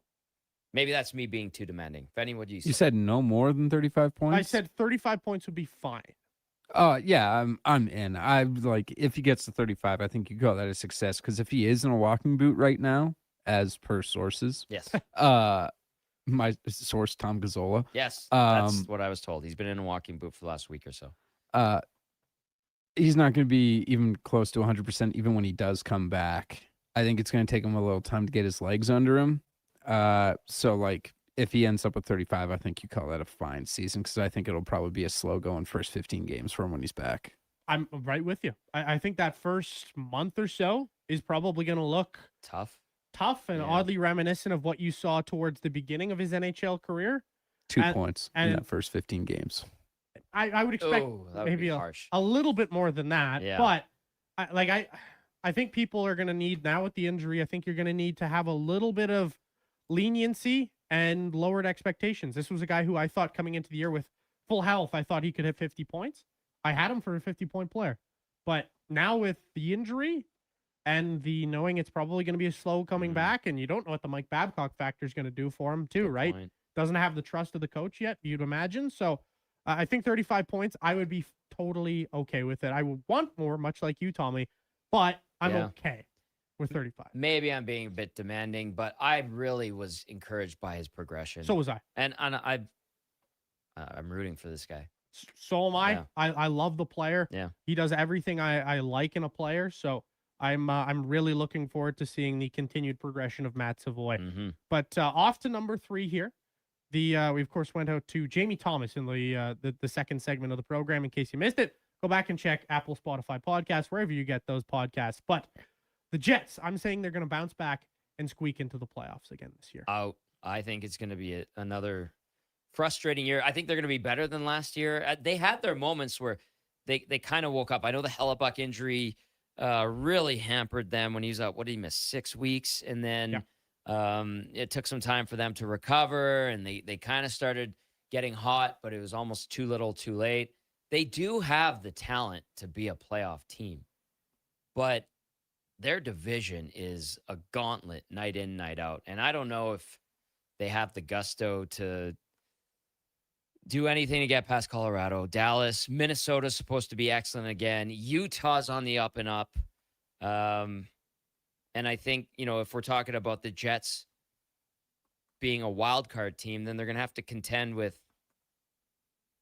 maybe Pacific Division is not going to be great. There you go. DB hit on that pretty good. I'm still out. I think they'll miss. I think there's going to be lingering frustration from last year, and this like JT said, like the Hellebuck situation needs to be sorted out. I don't know. I think they're going to be in the mix and more competitive than last year, but still ultimately be out. I just look at this roster where it was compared to last year, and I actually kind of oddly like it more, because I think so. JT touched on it earlier, right? You've got the what did he call it? He called it Vigo fever? Vigo fever, yeah. Vigo fever? Yeah. You've got that, and you assume that he's going to play a pretty nice role for you. And I who knows if he's actually NHL ready or not.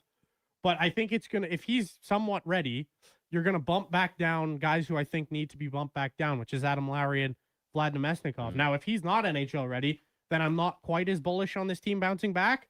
But I still like all three of their top 9 lines, right? So their fourth line's a little sketchy, but I don't mind Morgan Barron. I don't mind Cole Koepke. And then Isak Rosen, like, could he, he's a former first-round pick, could he maybe make a jump? Yeah, maybe. Well, I think... It's a lot of maybes there. It is a lot of maybes, but I still like the core of this roster, and I still believe in them for some reason. Maybe that's my own personal just bias towards, I like this team, and I still want to see them succeed, but I really do believe they're going to bounce back. You just referred to Rosen as a former first-round pick? Nah, bro, he was washed. That guy is turbo dog doo-doo. Only 22, I think. Turbo dog doo-doo. Well, because I Let me can't write that actually say down. what the original Okay. phrase is. I'm out. I don't think Connor Halbuck's going to be on this team come the trade deadline. That's fair. I think you're right, Fenny. That's fair. If he's not on It's this too bad. team, obviously it's over. However, We've seen what it looks like. he's still on this team at the present moment. So I until he's off this team, I still believe in them for some reason. Number 4, touched on a little bit by yourself and DB. Yeah, I kind of talked myself into that The too. Pacific, it's only going to have 3 playoff teams. This one's believable and possible. DB, and I agree with him. Vegas is going to be interesting to watch. Are they going to take a step back? They're older, new coach. But they are super aggressive, and they do everything in their power to claw their way to the top of the Pacific. Edmonton, I expect to be better. I think they will be one of the top 3 teams in the Pacific again this year. The Ducks, I could see regression. The Kings are always good at hanging in there. San Jose is an interesting one. I think very little of Seattle. Calgary in rebuild mode. The Canucks, obviously in rebuild mode. So really, what is Anaheim and what is LA? And can San Jose push this year? I'm in on there only being 3 Pacific Division teams in the playoffs this year. I'm in. Yeah. I think San Jose is going to be in. I think Edmonton's wow. going to be in. I feel very confident in San Jose. If Will Smith is healthy for a whole season, I think that only bodes well for Macklin Celebrini having just as good as, or if not a better season. And then, I mean, I know we have problems with their decor, how they're paying an extra $1 million a year to their top pairing and Nurse and Trouba or whatever, or they're paying more in that than the Avalanche are paying for Cal McCarr, and I'm totally blanking on the name. Or Devon Taves? Devon Taves, there we go. But I just think like Celebrini is just going to make everyone else around him better. And if you could talk me into either the Kings or the Knights making the playoffs or missing the playoffs, you know what I mean? Yeah. Pacific's not great, is it? The Pacific sucks. It sucks. It's terrible. I am firmly out on the Anaheim Ducks this year. I think that is a playoff miss, and I think that's a lock. They got kneecapped, man. Man, when they got taken out back and just shot straight up in the head. Yeah. They were absolutely bullied. When you have a defense where I straight up go, there's one good defenseman on this roster, and it's only Jackson Lacombe. Like, I know people could say, oh, but Pavel Mintyukov makes $7 million. He does. I don't think he's that good. Why? Pavel Mintyukov, the talk coming into the whole ordeal of this offseason was, what number in the 4s is he going to get? Yep. And then he goes and gets $7.2 million. Yep. Like, he's a $4 million defenseman to me. I don't love his game. I think he's okay, but he's not that good. Tristan Luneau, massive question mark. Ian Moore, sure. He was a great forward in the playoffs. Yeah, he's a good forward. Nick Jensen at this point is just beyond washed. And Tyson Hines, I actually don't mind, but like their D group is single-handedly going to make them miss the playoffs, and I wouldn't be shocked to see them give up the most goals in the league this year. I think that lowly of this D group. As for their forward group, I mean, it's still good. It's still good. Yep. It's just, will they be able to outscore their problems? I don't think so. The San Jose Sharks, I could see it, but I still think it's the LA Kings. They haven't fallen off enough for me to say they're done. Poor Lukas Dostal. Poor Lukas Dostal might have a heart attack from how many pucks he has coming his way. Yes. Because for a team that had a decent on-paper D group last year and was still terrible, this is a horrible on-paper D group, and I'd be stunned if they're any more than any higher than bottom 3. Woof. Yeah, their decor sucks. Shocking. Benny, absolutely nobody. Benny, you are not holding back today, and I like it. I hope Brando's listening in. I doubt he is, but I'd love to hear him. He knows their decor sucks. Oh yeah. Oh yeah, but he still has them as a playoff team. Of course he does. Number 5 here for me, the 2 modern roles who I can't see other actors playing are Iron Man and Deadpool. I think Robert Downey Jr. and Ryan Reynolds were respectively born for those roles. Well, Iron Man we can put to rest. I hope they never revive that. Just leave it with RDJ. And then Deadpool as well. Like, that is, Ryan Reynolds is Deadpool and Deadpool is Ryan Reynolds. That's how I feel about it. I don't ever want to see anyone else play Wolverine either. And I know they did the Henry Cavill cameo in Deadpool and Wolverine. That was wonderful. I love how they went after that. So I'm going to throw Wolverine in there. Leave that as Hugh Jackman. Leave Iron Man as is. Leave Deadpool as is. I'm in 100% on this, and I'm throwing Wolverine, Hugh Jackman in there. Don't touch it. Leave it. Adapt. Do it. You've already had 3 Spider-Men, and I've liked them all. Somehow you brought them together. I liked it. It was weird. It was awesome. But don't do it with these other guys. They're redoing X-Men, and it sucks. I hate that. Leave it. I like that they're redoing X-Men, but I also like that they're not going to have Wolverine in the first movie. Just don't touch him ever again. But they will, because it's a moneymaker. Of course. Sorry, dude, you're hooped. Like, he's know. gonna get touched again. You're gonna have to come to peace with this. Let me be wishful. I'm out. I could see someone else playing Deadpool because, like, at some point, Ryan Reynolds is literally just gonna get too old, and there will be another wisecracking. Like, who's the kid playing Percy Jackson right now? I don't remember. Dude, Walker something? Yeah. Walker Scoble? Scoble, that's the one. He's mini Ryan Reynolds. And I could see it. He played mini Ryan Reynolds in the Adam Project. That's the one. Movie. Yeah. Oh, didn't he just reveal some things? Like, he leaked some stuff about Doomsday because he's like a big MCU fan. I think that's the guy. Maybe. No idea. Yeah. Who knows? So I'm out. Don't touch Iron Man. But the other one, and this is literally just a personal pick for me. Do not touch the character of Steve Rogers ever again. There can be another Captain. Obviously, there already is another Captain America. I like Anthony Mackie. The character of Steve Rogers, stay away. Yeah. I think Chris Evans absolutely nailed it. 100%. And I just love Captain America. So it's a very personal pick for me. But last night, Fenny, I finished up show prep, and Captain America getting his shield in the first Avenger. That scene popped up on my YouTube. I watched it. I'm like, oh, that was such a good movie. You like that trilogy? Bang, bang, bang. Yeah. I know a lot of huge people who consider themselves the snobby cinephile or whatever, who only watches the best of the best and refuses to watch a superhero movie. Won't acknowledge this. But that Cap trilogy is one of the best trilogies of all time. Oh, it's really, really good. Yeah. Hey, I love the Cap trilogy. Me too. So good. He's my favorite superhero character as well. So. Listen, you put the Winter Soldier in a vacuum. Like, if you just took Captain America off and you just called it the Winter Soldier, people would be like, this movie. Oh, that was close. This movie rules. They'd be like, this is the greatest action movie ever. Pretty close. It was good, man. It's right up there, baby. I'm with you guys. Hey, great in or out. Well done. Brought to you by the Oilers Nation Golf Tournament happening tomorrow in support of Gregor's Grads. Great cause there. Okay, we're going to take a breather when we come back. Final hour of the show. Cam and Eggs is coming up. Tater's like, pump it up. I've got something special coming with Cam and Eggs. He's like, I'm making an addition to its eggs, and it's pretty cool. All right, Tate, I look forward to hearing what you've got cooking. And we'll also touch base with Tyler Yemchuk more on the Oilers and the injury news. Good stuff here on the Gazzola Show, presented by Bet365.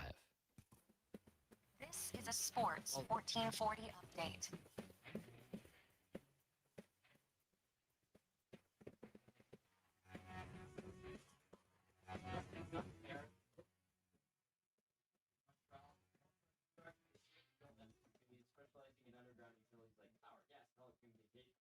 Telecommunication.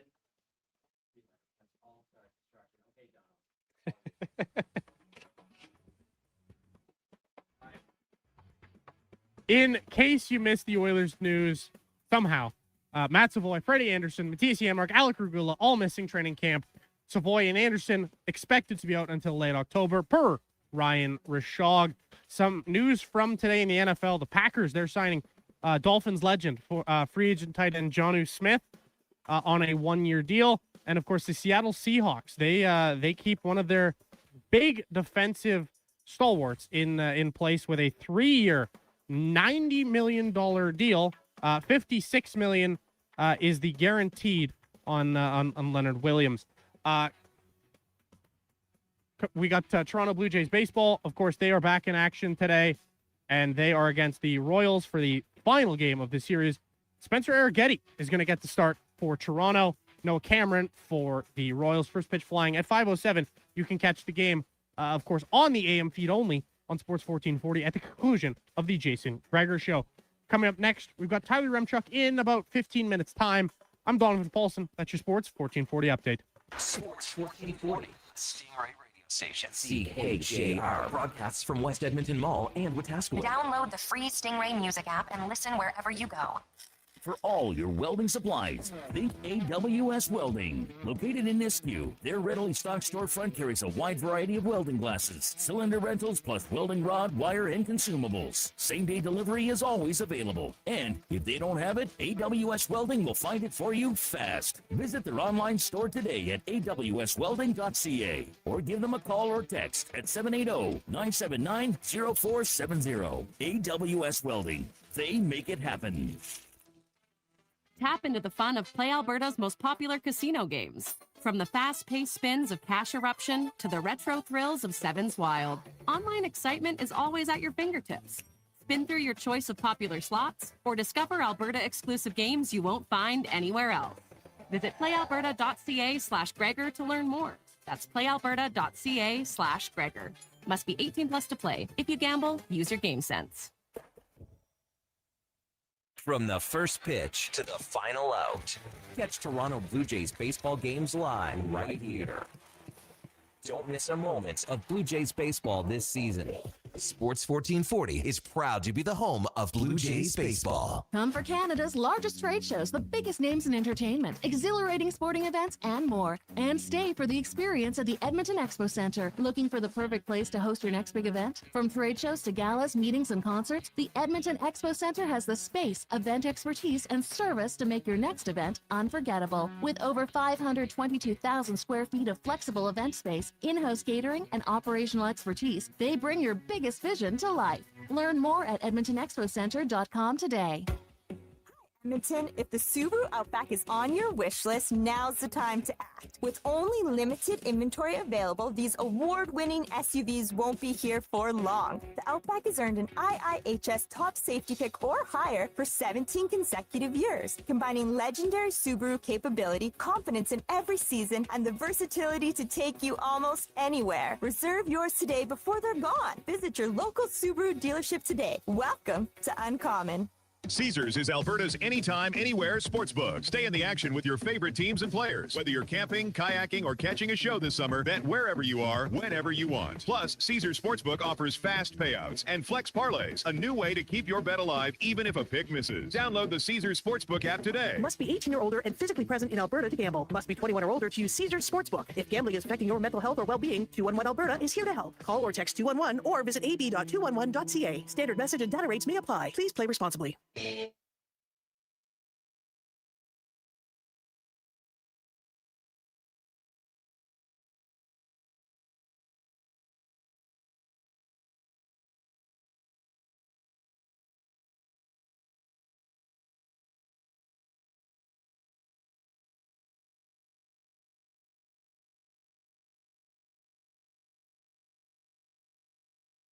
The Tom Gazzola Show. 60% talent, 40% Swedish hair cream. Edmonton's sports leader. This is Sports 1440. Presented by Bet365. Alberta, we are here to stay.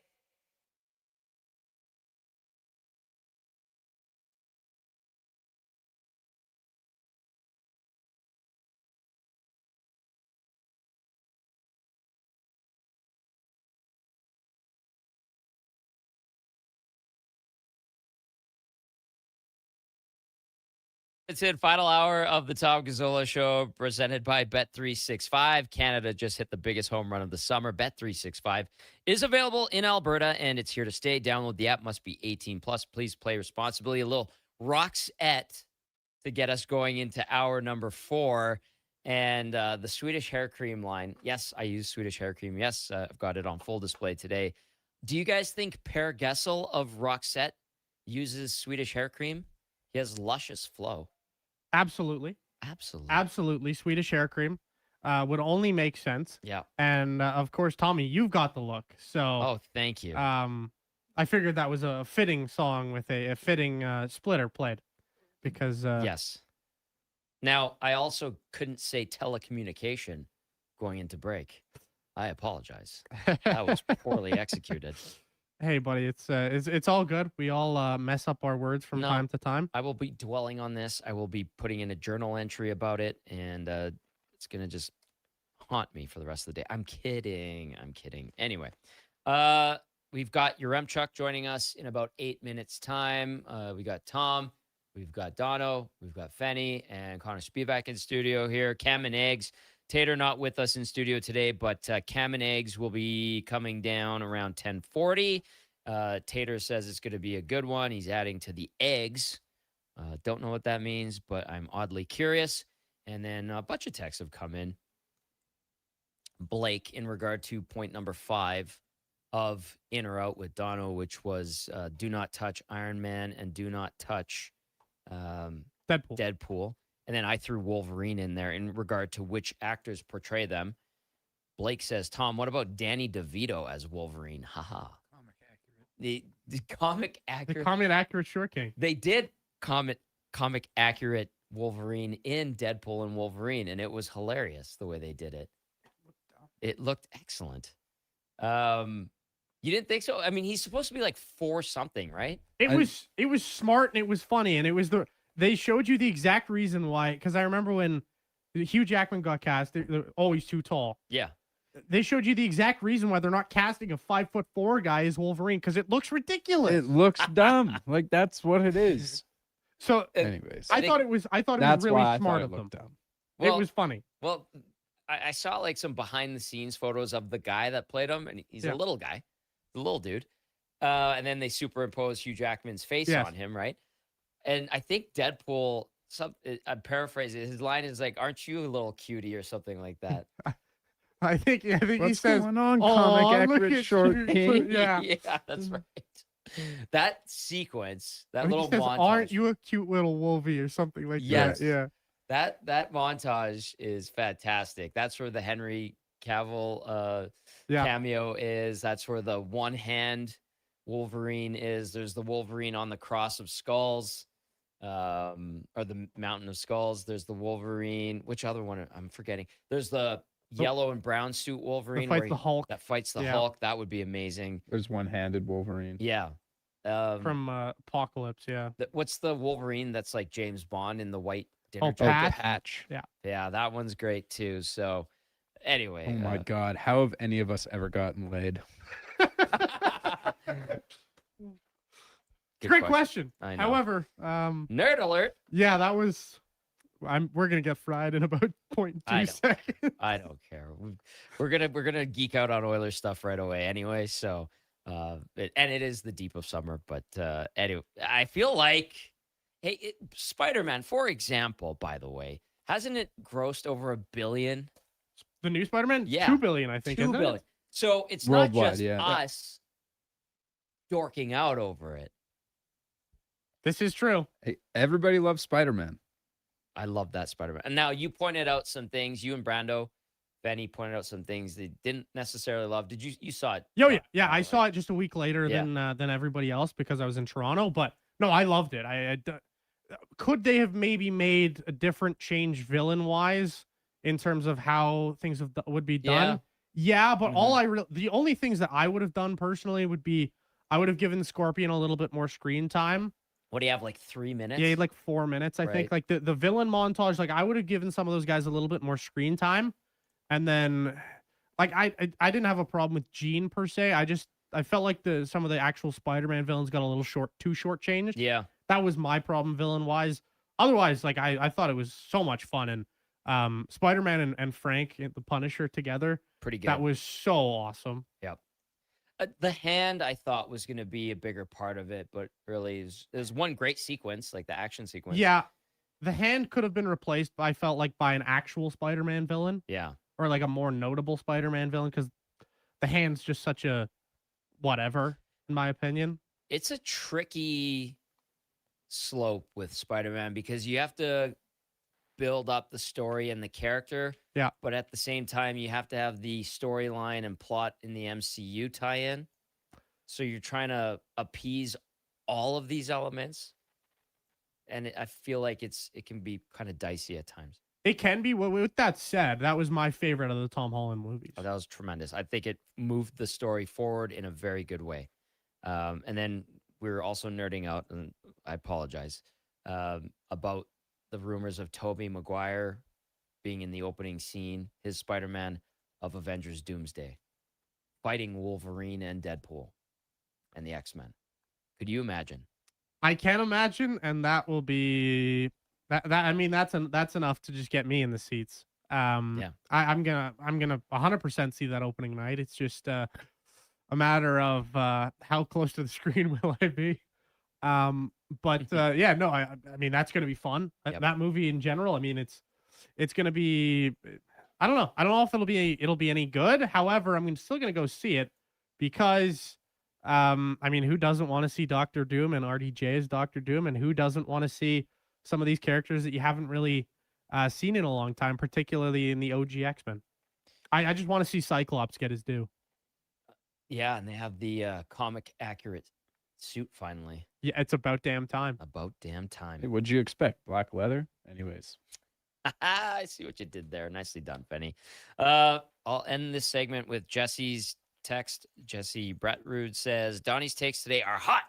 Let's revisit these in a few months. Haha, going back to in or out. Donnie's been on fire. It's been a good show. It's been cruising along very quickly, and we got to step out for a break. The nerd alert is over. I apologize. When we come back, we're going to geek out on the Oilers with Tyler Uramchuk from Daily Faceoff Edmonton. It is the Gazzola Show here on 1440. Don't miss a moment of Blue Jays baseball this season. Join play-by-play announcer Ben Showman for the games live on Sports 1440. The Toronto Blue Jays are on Edmonton's home for all things sports. Sports 1440. Bashaw Concrete Products. From concrete and septic tanks to blocks, precast water pads, Jersey barriers and aggregates. Farmers, contractors, homeowners. Plan your next project at BashawConcrete.com. Family owned, over 60 years pouring. Bashaw Concrete Products. Once again, start here. BashawConcrete.com. Alberta, this one's for you. Around here, trust takes a few winters. It's why players have known Jackpot City since 1998. Home to hundreds of exciting casino games, live dealer action, and new adventures waiting to be discovered. Jackpot City, nothing beats the original. Please play responsibly, 18 years or older, Alberta only. If gambling is affecting your mental health or well-being, 211 Alberta is here to help. Call or text 211 or visit ab.211.ca.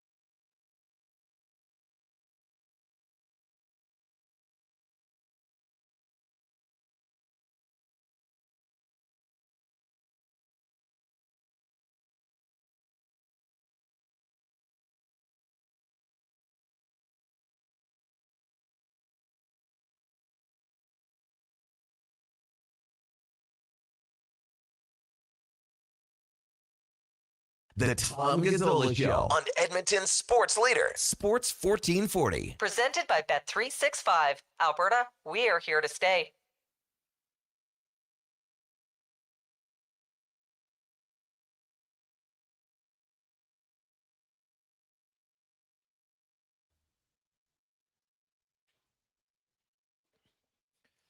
$10:22. Good morning.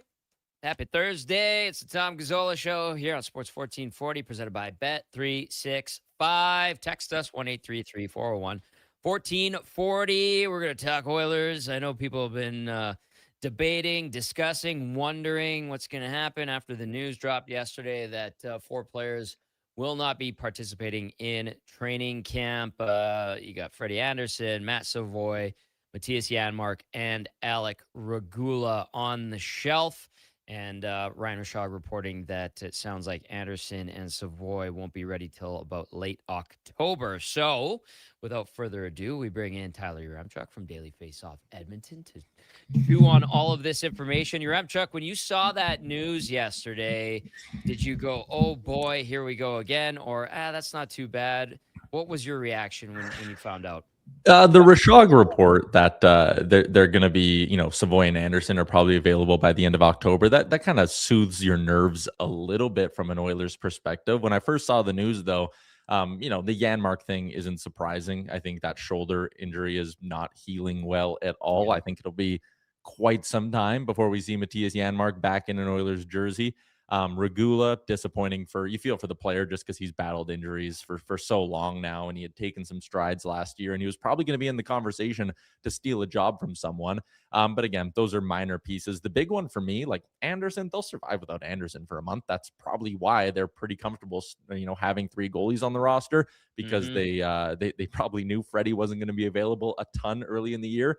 The Savoy one just creates a massive hole. Like, they were already kind of crossing their fingers, being like, boy, sure hope Ike Howard's ready to take a step, because there's a hole in the top 6. And that was with Savoy in the plans. Now you're kind of sitting here going, okay, well, now you need Ike Howard to be a guy, and you need someone else to step into the top 6 and be a productive winger. And that's just a lot. With Savoy, I was told he's in a walking boot last week, so take what you want from that. Another thing that came up, and a lot of people brought up, is what happens with the PK, Yaremchuk, and people wondering, like, do you go out and sign somebody? Do you go get a PTO? Do you bring back Curtis Lazar? Do you think it's possible that they just let somebody try to fill that hole for a month or so until Savoy is ready to go? What do you think is the best course of action?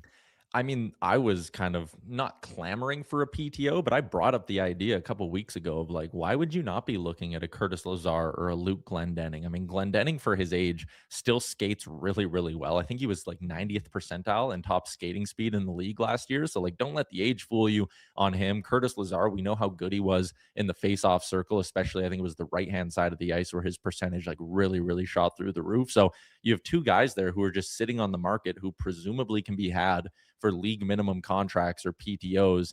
And, I had people go, oh, you're blocking Josh Szymanski. You're doing this. I'm not blocking anybody. If Josh Szymanski comes in and proves he's a better player, then yeah, he makes the team. And if you have a Glendening or a Lazar, I don't care if they sit in the press box for a month at a time, but it gives you a layer of depth in case more penalty killers get hurt. Like, they can probably survive for a little bit here without having to do that. But again, you don't know when injuries come. You don't get a notification saying, oh, someone's getting hurt in 3 days. You better cover for it. So why not just bring in more depth? And you know what? If a Max Jones or whoever, like, throw it, there's like 17 forwards who are going to be competing for 13 roster spots next year. But like, bring in one more. And yeah, if Edwards Trollmex beats out Luke Glendening for a job or a roster spot, then put Luke Glendening on waivers. Like, who cares? Like, it's just such a risk-free thing to go and look for more depth right now, especially when you're already dealing with injuries. I love how you dipped into the Edwards Trollmex. Got it. That's wonderful. Very well done, sir. Very well done. And with Luke Glendening, Sean Bell and I used to always joke, and we used to say, well, he's going to be a future Oiler because Kenny Holland seemed to love him. So expect him to wind up with the LA Kings somehow, obviously. Okay. How about if the decision is to try to get somebody from within the organization to fill in? Could you see there being an opening for a Quinn Hudson in this scenario?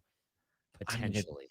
It depends how comfortable he is and how comfortable the coaching staff is with him on the penalty kill. Like that probably really is the decision here. I mean, this also probably gives Matthew Joseph a bit of an inside track to not just being on the roster, but like being in the lineup come opening night, because he is a guy who I think they would trust to penalty kill. So, I mean, maybe on a Quinn Hudson, but he's also not a centerman. So I don't know. Like, I don't want him playing center NHL center minutes, especially in the bottom six where you might have to take on some like tougher defensive assignments. So I don't know if this really clears an inside track for Quinn Hudson. Like, I'm looking at who Puckpedia has as the 12 forwards right now. They have Szymanski and Howard both kind of moved up onto the active roster. So if you look at the 12 they have, Doc, Joseph, Szymanski, Howard, all making the team as the bottom six guys, there's one job available. I guess Quinn Hudson could be in that mix, but this kind of just brings my conversation full circle again, where it's like, who do you want as your 13th forward? A guy in Quinn Hudson who, even though he's an older prospect, is probably still better served at least going down to Bakersfield and actually playing in games? Or do you want your 13th forward to be Luke Glendening or Curtis Lazar, who are not flashy, who are not going to score you goals, but again, by stashing them in the press box for 2 weeks, if you don't need them, then you stash them in the press box for 2 weeks. And if someone gets hurt and there's actually immediate playing time available, then you can bring up a Quinn Hudson. Then you can look at another option like that. But I don't want Quinn Hudson being my 13th forward and just rotting away eating popcorn for a month. That's a logical point. I am much more partial to a Curtis Lazar, and I am completely biased. I am going to be completely transparent in regard to that as well. But that's a very good point. Okay, Tyler Yaremchuk with us from Daily Faceoff Edmonton. When it comes to potential solutions, I'm just going to ask you this, Yaremchuk, because it pops up. And Ranger Nick is the next and latest person to ask this. How about Evander Kane? Kane's name keeps coming up around Edmonton, and I always just say, no, he's done here. They don't want him around anymore. When people ask about Evander Kane to you, what do you say to them? I say very similar things to you, Tommy. I don't think they want him around here. I don't think he has the boots to keep up. I'm not sure if he's a great bottom six player, and he is not a penalty killer, so he does not fill that void. Like, they have some wiggle room financially. If you want to bring in, again, if you want to bring in a bottom six player, in my opinion, they should be a centerman. Also, if you want someone with a little bit of jam and sandpaper, go get Michael Bunting. Go look at what he can do. Like, he's a guy who can absolutely be a pest. Like, I have way more time for a guy like Bunting than I do for Evander Kane, just because he's basically a no noise, no whatever version of Evander Kane. And he's also had better seasons. So, or as of late, he's been more productive. So I would go with a Bunting over an Evander Kane. And I'm also someone who wouldn't totally close the door, especially with this Matt Savoy news. And with the fact that you don't know for sure if Ike Howard's going to be ready to step into the NHL from the jump this year. Ellie Tolvanen, I mean, I would still love Vlad Tarasenko. He might just cost you a few $1,000,000 and might take some convincing for him to come here. But if you need scoring help, there are better options than Evander Kane. And if you want some jam and sandpaper in your bottom six, there are better options than Evander Kane. He's just kind of the D or E option in every kind of category. Yeah, he's found a way to burrow into the hearts of a lot of Oiler fans, and that's why his name keeps popping up. It's interesting to see how this all unfolds, and I'm curious about this, and I want to know your thoughts. The Oilers in the Stan Bowman era seem to go out and get guys that are hurt. What do you make of that? So, I mean, the Frederick example, that's the one that to me was the most damning, is because like you got Trent Frederick while he was injured in the middle of like a playoff push. And it's like, okay, that was a deadline rental who you basically didn't get for 90% of the time you were hoping to have him. So that one is the one that, like, off the top of my head, I have a legitimate gripe with.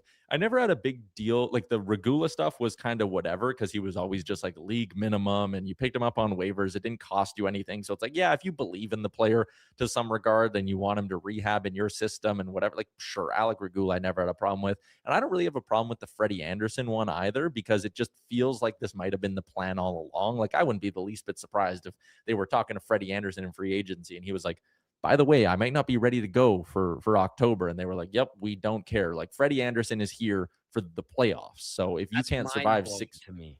Pardon? But it's mind blowing to me, but it could 100% be true. Like that might be the case. And I'm not saying anything against what you're bringing up, but just the fact that it's like, well, he's a playoff mercenary and he might get you 30 games. I'm like, this is what we're doing now, huh? Isn't that crazy? To me, it's crazy. But yeah, but for me, I view it more almost like an insurance policy. Like I'm a little bit more optimistic even on Tristan Jari than I think a lot of the fan base is. And Devin Levi, you're taking a risk there, and a guy who's never really held down an NHL job. I know he's early in his career, but like his American League season, especially at the start last year when he was getting called up by his coach, like that wasn't good. So you're taking some gambles still in Jari and Levi. So for the first month, let those two kind of duke it out. And then let Freddie kind of come in and if he wants to start, honestly, if Freddie wants to start his season in January, like I'm fine with that. I'll take 3 months of finding out what Jari and Devin Levi can do. Take your risk, sure. I also would hope that the system in front of the goalies is a little bit better this year, and we're not getting a ton of 870 save percentages. But like, I get that it's insane to like sign up for a known injured guy who might have told you in July, like I'm not ready to go for training camp. But again, it's a big picture thing for me. So some of them I don't like. The Trent Frederick thing, he deserves, like this front office deserves to be dragged for way more than they do. And then to give the guy the contract they did is also insane. But I don't know, the Freddie one, I can see a defense of it. So that's why I'm not going to be too harsh. Am I missing anyone? Are there more? Well, Roby Yarventi was injured when they traded for him. So there's that one. And he did end up playing a couple of games, did he not? So 3. I'm just like, okay, so we're okay with guys being hurt, picking them up. This is a thing now. But you make a good point in regard to the goaltending situation, and we'll see how it all plays out. But I just look at it, I'm like, am I taking crazy pills here? I feel like Mugatu from Zoolander. Anyway, outside of that, anything else Oilers-wise that people are salivating about right now? Because we're only a couple weeks away from rookies reporting. No, like for me, I just think it's funny when we're at this point in the offseason and everyone's, got their perfectly mapped out line combinations, and anything you suggest is like, but if you sign this guy for the top 6, where's Kapanen going to play? And it's a long season. The line combinations never stay the same. Yesterday, I was like, man, I'd love to see what Ryan Shea could do on a pairing with Evan Bouchard at some point. I think that could be like a really fun dynamic duo. And people were like, are you insane after how well Ekholm looked last year? And it's like, whoa, they're going to try different things throughout the year. I feel like right now, everyone gets a little bit too like one track minded of like, this is how the team looks on paper. This is how they will be for 84 games. No. We're going to get 2 games in and we're seeing a blender from Mike Babcock. So that's just the one thing that I keep pushing back on right now is like, you can sit there and talk about line combos and this guy playing with this guy. It's going to be crumpled up in a ball and thrown out by probably the 3rd period of game 1. Okay, I'm glad you brought up Kapanen, because there have been some fans that have said to me, well, he's going to be in the top 6, and I think he's ideal with Podkolzin and Draisaitl. And I understand where that comes from, and I don't necessarily disagree, but I would follow up and ask those people every time, can he maintain it? Because you can see he can play at that level for a few games in a row, and then there's a drop-off, and then he goes away, he goes quiet for a bit, and then, they thrust him back up there, and he looks good. It's up and down, up and down. And I always find that interesting, the Kapanen conversation, that some people think he should be in the top 6. What do you tell people that might make that suggestion? With everything you said about how like he'll go up for 10 games and he'll go down for 10 games, like I say that's fine. I think you can have a couple of guys like that in your lineup and on your roster who, you're going to get a 12-game stretch where he scores 4 goals in those 12 games. And you're like, this is it. And then he'll dip off or he'll get hurt, which he's also known to do.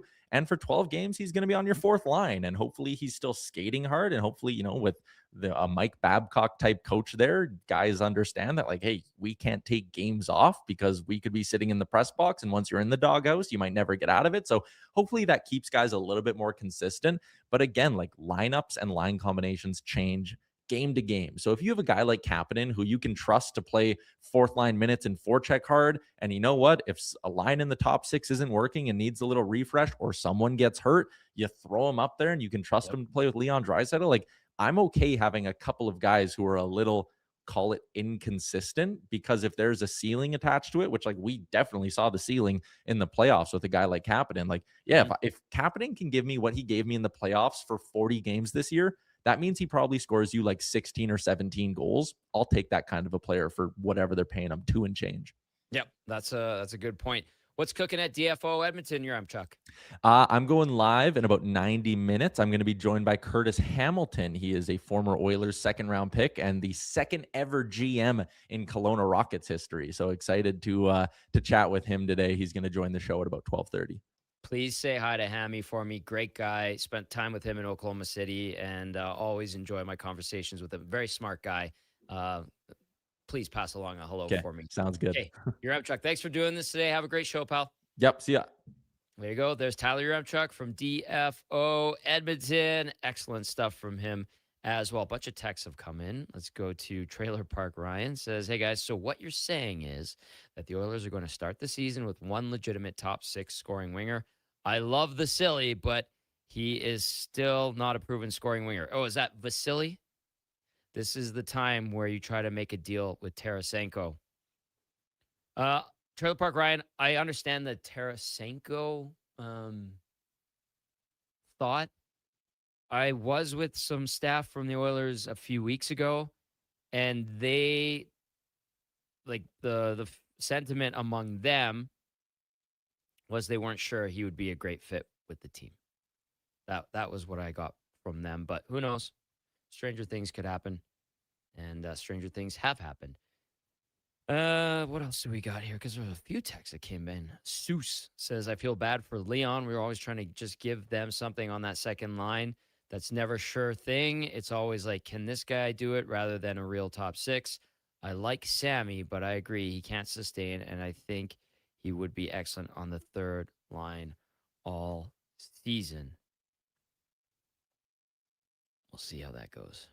Oh, Trailer Park Ryan, yes, that was voice to text. And Jay in Victoria has one hot take. Trent Frederick plays in top 6, gets 22 goals, and plays on the PK. Okay, that's a pipe dream. They tried that top 6 thing last year.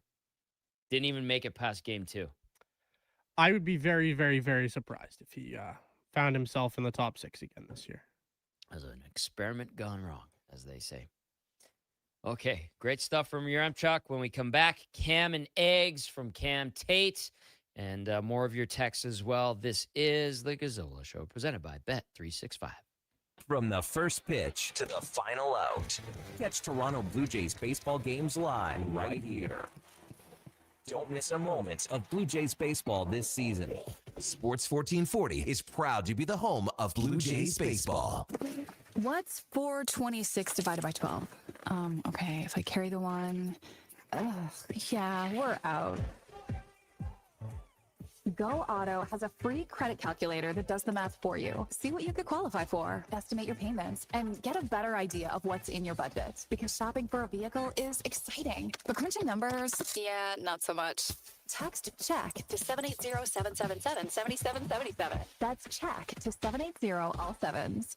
Come for Canada's largest trade shows, the biggest names in entertainment, exhilarating sporting events, and more. And stay for the experience at the Edmonton Expo Centre. Looking for the perfect place to host your next big event? From trade shows to galas, meetings, and concerts, the Edmonton Expo Centre has the space, event expertise, and service to make your next event unforgettable. With over 522,000 square feet of flexible event space, in-house catering, and operational expertise, they bring your biggest vision to life. Learn more at edmontonexpocentre.com today. Legendary is here with BetMGM Casino. Download to check out over 4,000 casino games, including exclusive slots like Survivor and hundreds of live dealer games. Unlock Vegas magic and sign up for the BetMGM app. See BetMGM.com for terms. 18 plus, Alberta only. Please play responsibly. Subject to eligibility requirements. If gambling is affecting your mental health or well-being, 211 Alberta is here to help. Call or text 211 or visit ab.211.ca. BetMGM operates pursuant to an operating agreement with the Alberta iGaming Corporation. Standard message and data rates may apply. Barbecue season. Nothing like a great steak. Which reminds me, Metal Supermarkets has even created custom grill tops for rusted old barbecues. That's one of the many special requests they've received over the years. You'll be amazed what their skilled crew can do. Barbecue grills to grills for classic cars. Sky's the limit. Speaking of sky,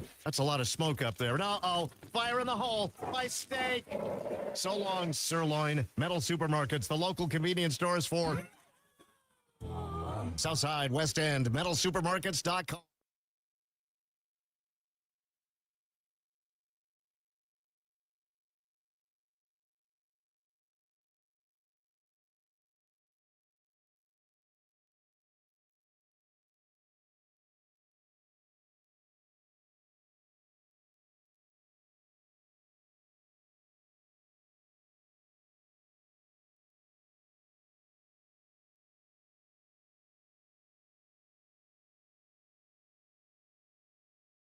The Tom Gazzola Show. All gas, no brakes. Edmonton's sports leader. This is Sports 1440. Presented by Bet365. Alberta, we are here to stay.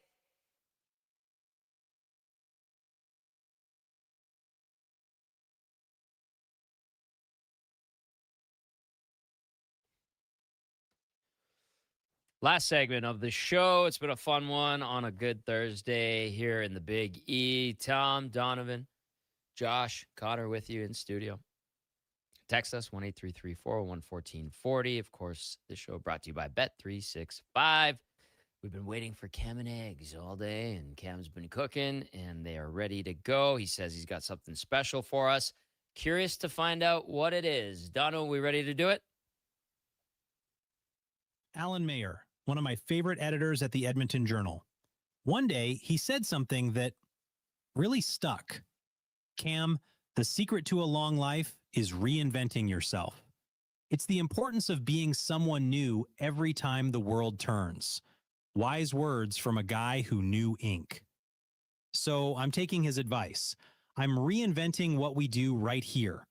We're bringing back golden sounds of radio, the kind of broadcast that keeps you honest. Stick around. You'll find out exactly what that looks like in a minute or so. News is dropping hard. Freddie Anderson, Matt Savoy, Alex Regula, and Matthias Janmark injured. All of them. They won't be at training camp. And it has raised one hell of a question on the 833-401-1440 text line. How is the new Oilers coach, Mike Babcock, going to handle this? The reputation, the pressure, the system.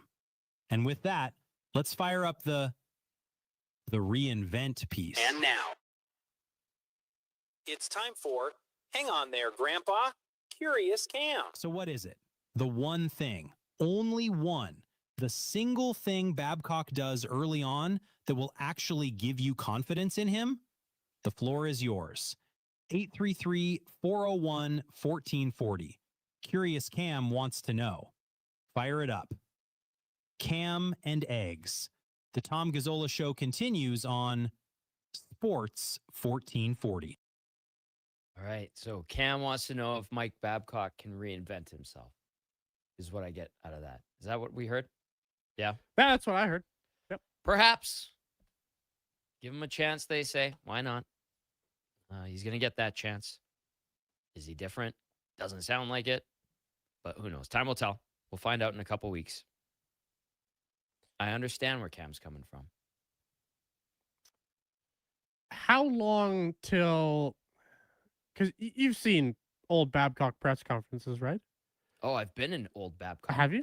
press conferences, yes. He always does these jokes with reporters and stuff, and he always does this. He's got weird deflections, I find. Yeah. In terms of how he approaches media, and he usually tries to use humor and stuff like that. And I'm just curious how long till we get the old Mike Babcock of, joking about this one great breakfast place, or, Day 2. Yeah. Day 2? Day 2. Seriously. Really? Yeah. You think he's going to be that comfortable right away? Oh, yeah. I feel like he will get a lay of the land. He will find a way to play off of everybody like he did in Toronto.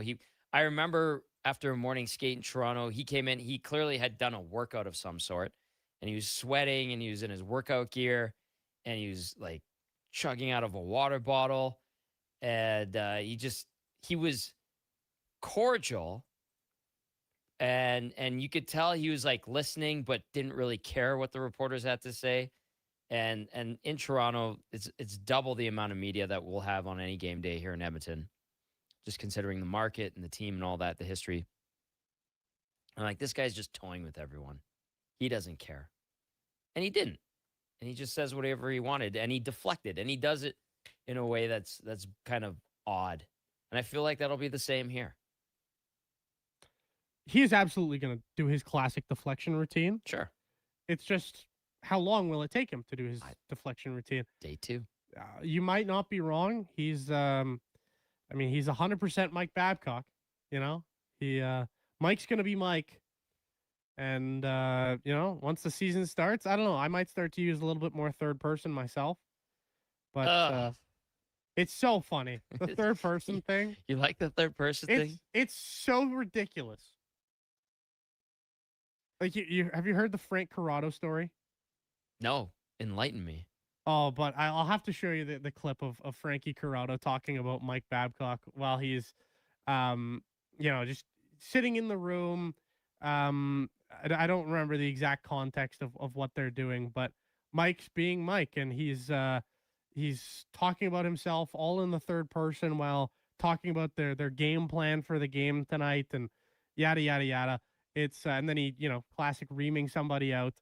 There's a Frank Corrado story. It's pretty funny. I'll show it to you, but I'm not doing it justice obviously right now. But just any time where he talks in the third person makes me laugh, and he did it 3 times during the introductory press conference here in Edmonton. Yes, it did happen. We'll see how it goes. Listen, clean slate. I had another. I was just saying, a former GM said that he hated Mike Babcock. I also had another former head coach tell me that he thinks that Babcock could be just what the Oilers need. He could be. Yeah. He could also just be Mike Babcock, and he could just alienate some players. Like who knows? Who knows what's gonna happen? I'm gonna give him the opportunity to show me what he's gonna do, and then I'll take my approach to how the season's gonna go. But he's got a lot of proving people wrong to do. Or proving I get people that. right. I get that. There's a lot of attention is going to be in focus on this team, more so than usual, which is already quite a bit. And Mike Babcock just adds to that. Rod in the Valley texting in. Rod in the Valley says 3 goalies normally doesn't work, but I think with Freddie's injury history, it won't be a traditional 3 goalie rotation. Also, we get to see what Levi is in a backup role. Rod in the Valley. And that reminded me of something too. From what I understand, Tristan Jarry has been challenged to rise up. He's been challenged to be more physically fit and to take ownership of the role that's going to be laid out in front of him. So we'll see if he accepts that challenge. And he's done it before. And I think, Dono, you said it earlier in the show. He's been good at the start of seasons. He was last year. I mean, hell, that's one of the reasons you always traded for him, They right? need Look that. what his numbers were in Pittsburgh. They were actually quite good in Pittsburgh. I know everybody thinks he's just junk, but his numbers were good in Pittsburgh before he got traded, and that's a historical Tristan Jarry thing. He starts well, but he has been an NHL All-Star before. That is correct. Like he's not just this bum. He is a better goaltender than he showed last year with the Oilers. I think confidence really was a big factor for him. It's maybe not a fair comparison, but him and Jack Campbell have very similar elements to me, where I feel like once something starts to go wrong, then it just starts to snowball. That's what he looks like to me. This is an outside point of view. No, that's fine. I think that's fair. I do. Maybe he comes in with a ton of confidence. Maybe there's a change in the system. Maybe the Oilers are more responsible as a 5-man unit, and that leads the way to better goaltending and less grade A chances against. And Jarry is in a good frame of mind, gets that confidence back, and can shoulder the load while Freddie Anderson is out. And Devitt Levi gets some opportunities, and he tries to prove himself, and he's hungry, and he has good showings in the games he does play. And best case scenario, this Oilers team is looking good after the first month of the season. That could happen too. Absolutely. That could absolutely happen. Do you think Levi will be what they hope he is? I don't even know what they hope he is. I guess that's is he fair. the goalie of the future? What about all those guys like Connor Unger? I was told to tap the brakes on the excitement over Connor Unger. Like, it's just like, let's see how he does. Does good. Has success in small doses. Great start in the AHL for him. Is always a guy that's basically counted out or never given a big opportunity. But when he does, he takes advantage of it. So I was told just like let him cook, let him do his thing, especially this year down in Bakersfield. And then I know people were talking about Samuel Janssen. It's going to be interesting. We had Ryan Holt on yesterday, and he says the crease is going to be busy and full in Bakersfield, and we'll see what they do down on the farm in the ECHL. They'll probably have to have a guy or two down there as well. Yeah. I don't know what Devin Levi is to the Oilers. Maybe the goalie of the future, maybe not. I think it's just a Hey, let's get this guy and see what he is. high risk, well, not actually, moderate risk, high reward. That's how I viewed it. I think it's maybe the potential for the goalie of the future, but it's also the potential of if it doesn't work out, hey, it's just a third round pick. Who cares? What did people think of Wallstead until that hot run he got on with Minnesota last year? They're talking about how he had a bad year the year prior down on the farm. Is this guy ever going to pan out? And then the next thing you know, he comes to Minnesota, gets a shot with the big club, and he's on fire. People are like, oh, the Oilers should have got him. Why didn't they draft him? And then, he hit a bit of a wall there, and it was the tandem with Gustafsson, and that's what worked out pretty good for the Minnesota Wild. Ebbs and flows, man. And I think we're going to see it this year in the crease.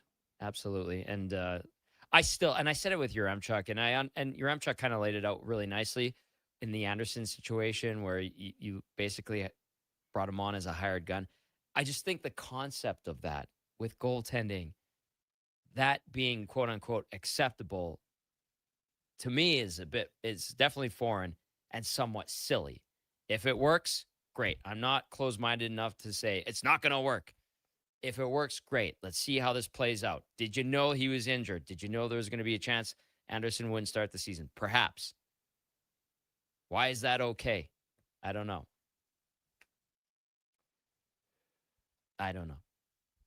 Husks gets in on the action. Husks says, Jari will have a bounce back year. Book it. Husks, I hope you're right. Bird says, no shots going off of Nurse's ass. Goals against. Does go down by a minimum of 10. That's Jari for Vesna, says Bird. And then Steve from Drumheller. Lofty expectations, Bird.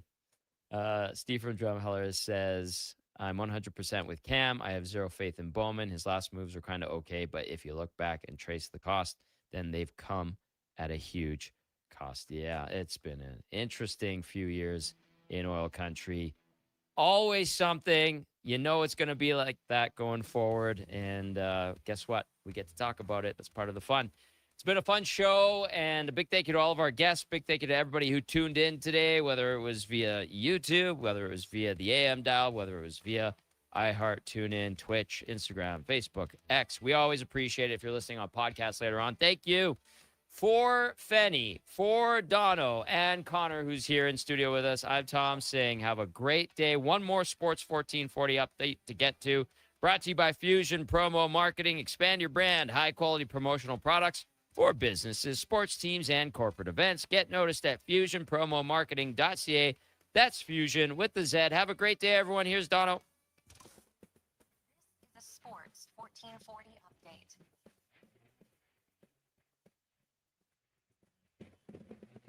In case you somehow missed the Oilers news, Matt Savoy, Freddie Anderson, Matisse Janmark, Alec Regula, all going to miss training camp with injuries. Savoy and Anderson, according to Ryan Schrog, out until at least late October. Some NFL news. Leonard Williams, the Seahawks defensive tackle, he's landing a 3-year deal with a $90 million price tag, $56 million of it guaranteed. The Packers, they're signing Dolphins legend tight end Jonnu Smith to a 1-year deal. The Jays, they are back in action against the Kansas City Royals tonight. Spencer Arrighetti getting the start for Toronto. Noah Cameron goes for the Royals. You can catch this game at 5:07 first pitch, but you can catch it after the fact on the Jason Greger show on the AM dial only. Other games around the majors, the Orioles are in St. Louis, the Yankees hosting the Astros, the Dodgers battle the Braves, and of course the Diamondbacks are in San Francisco. Coming up next, it is the Frenzy with Connor Halley and myself, Donovan Paulson. That is your Sports 1440 update. Sports 1440 in West Edmonton Mall and Wetaskiwin. CKJR is a Stingray.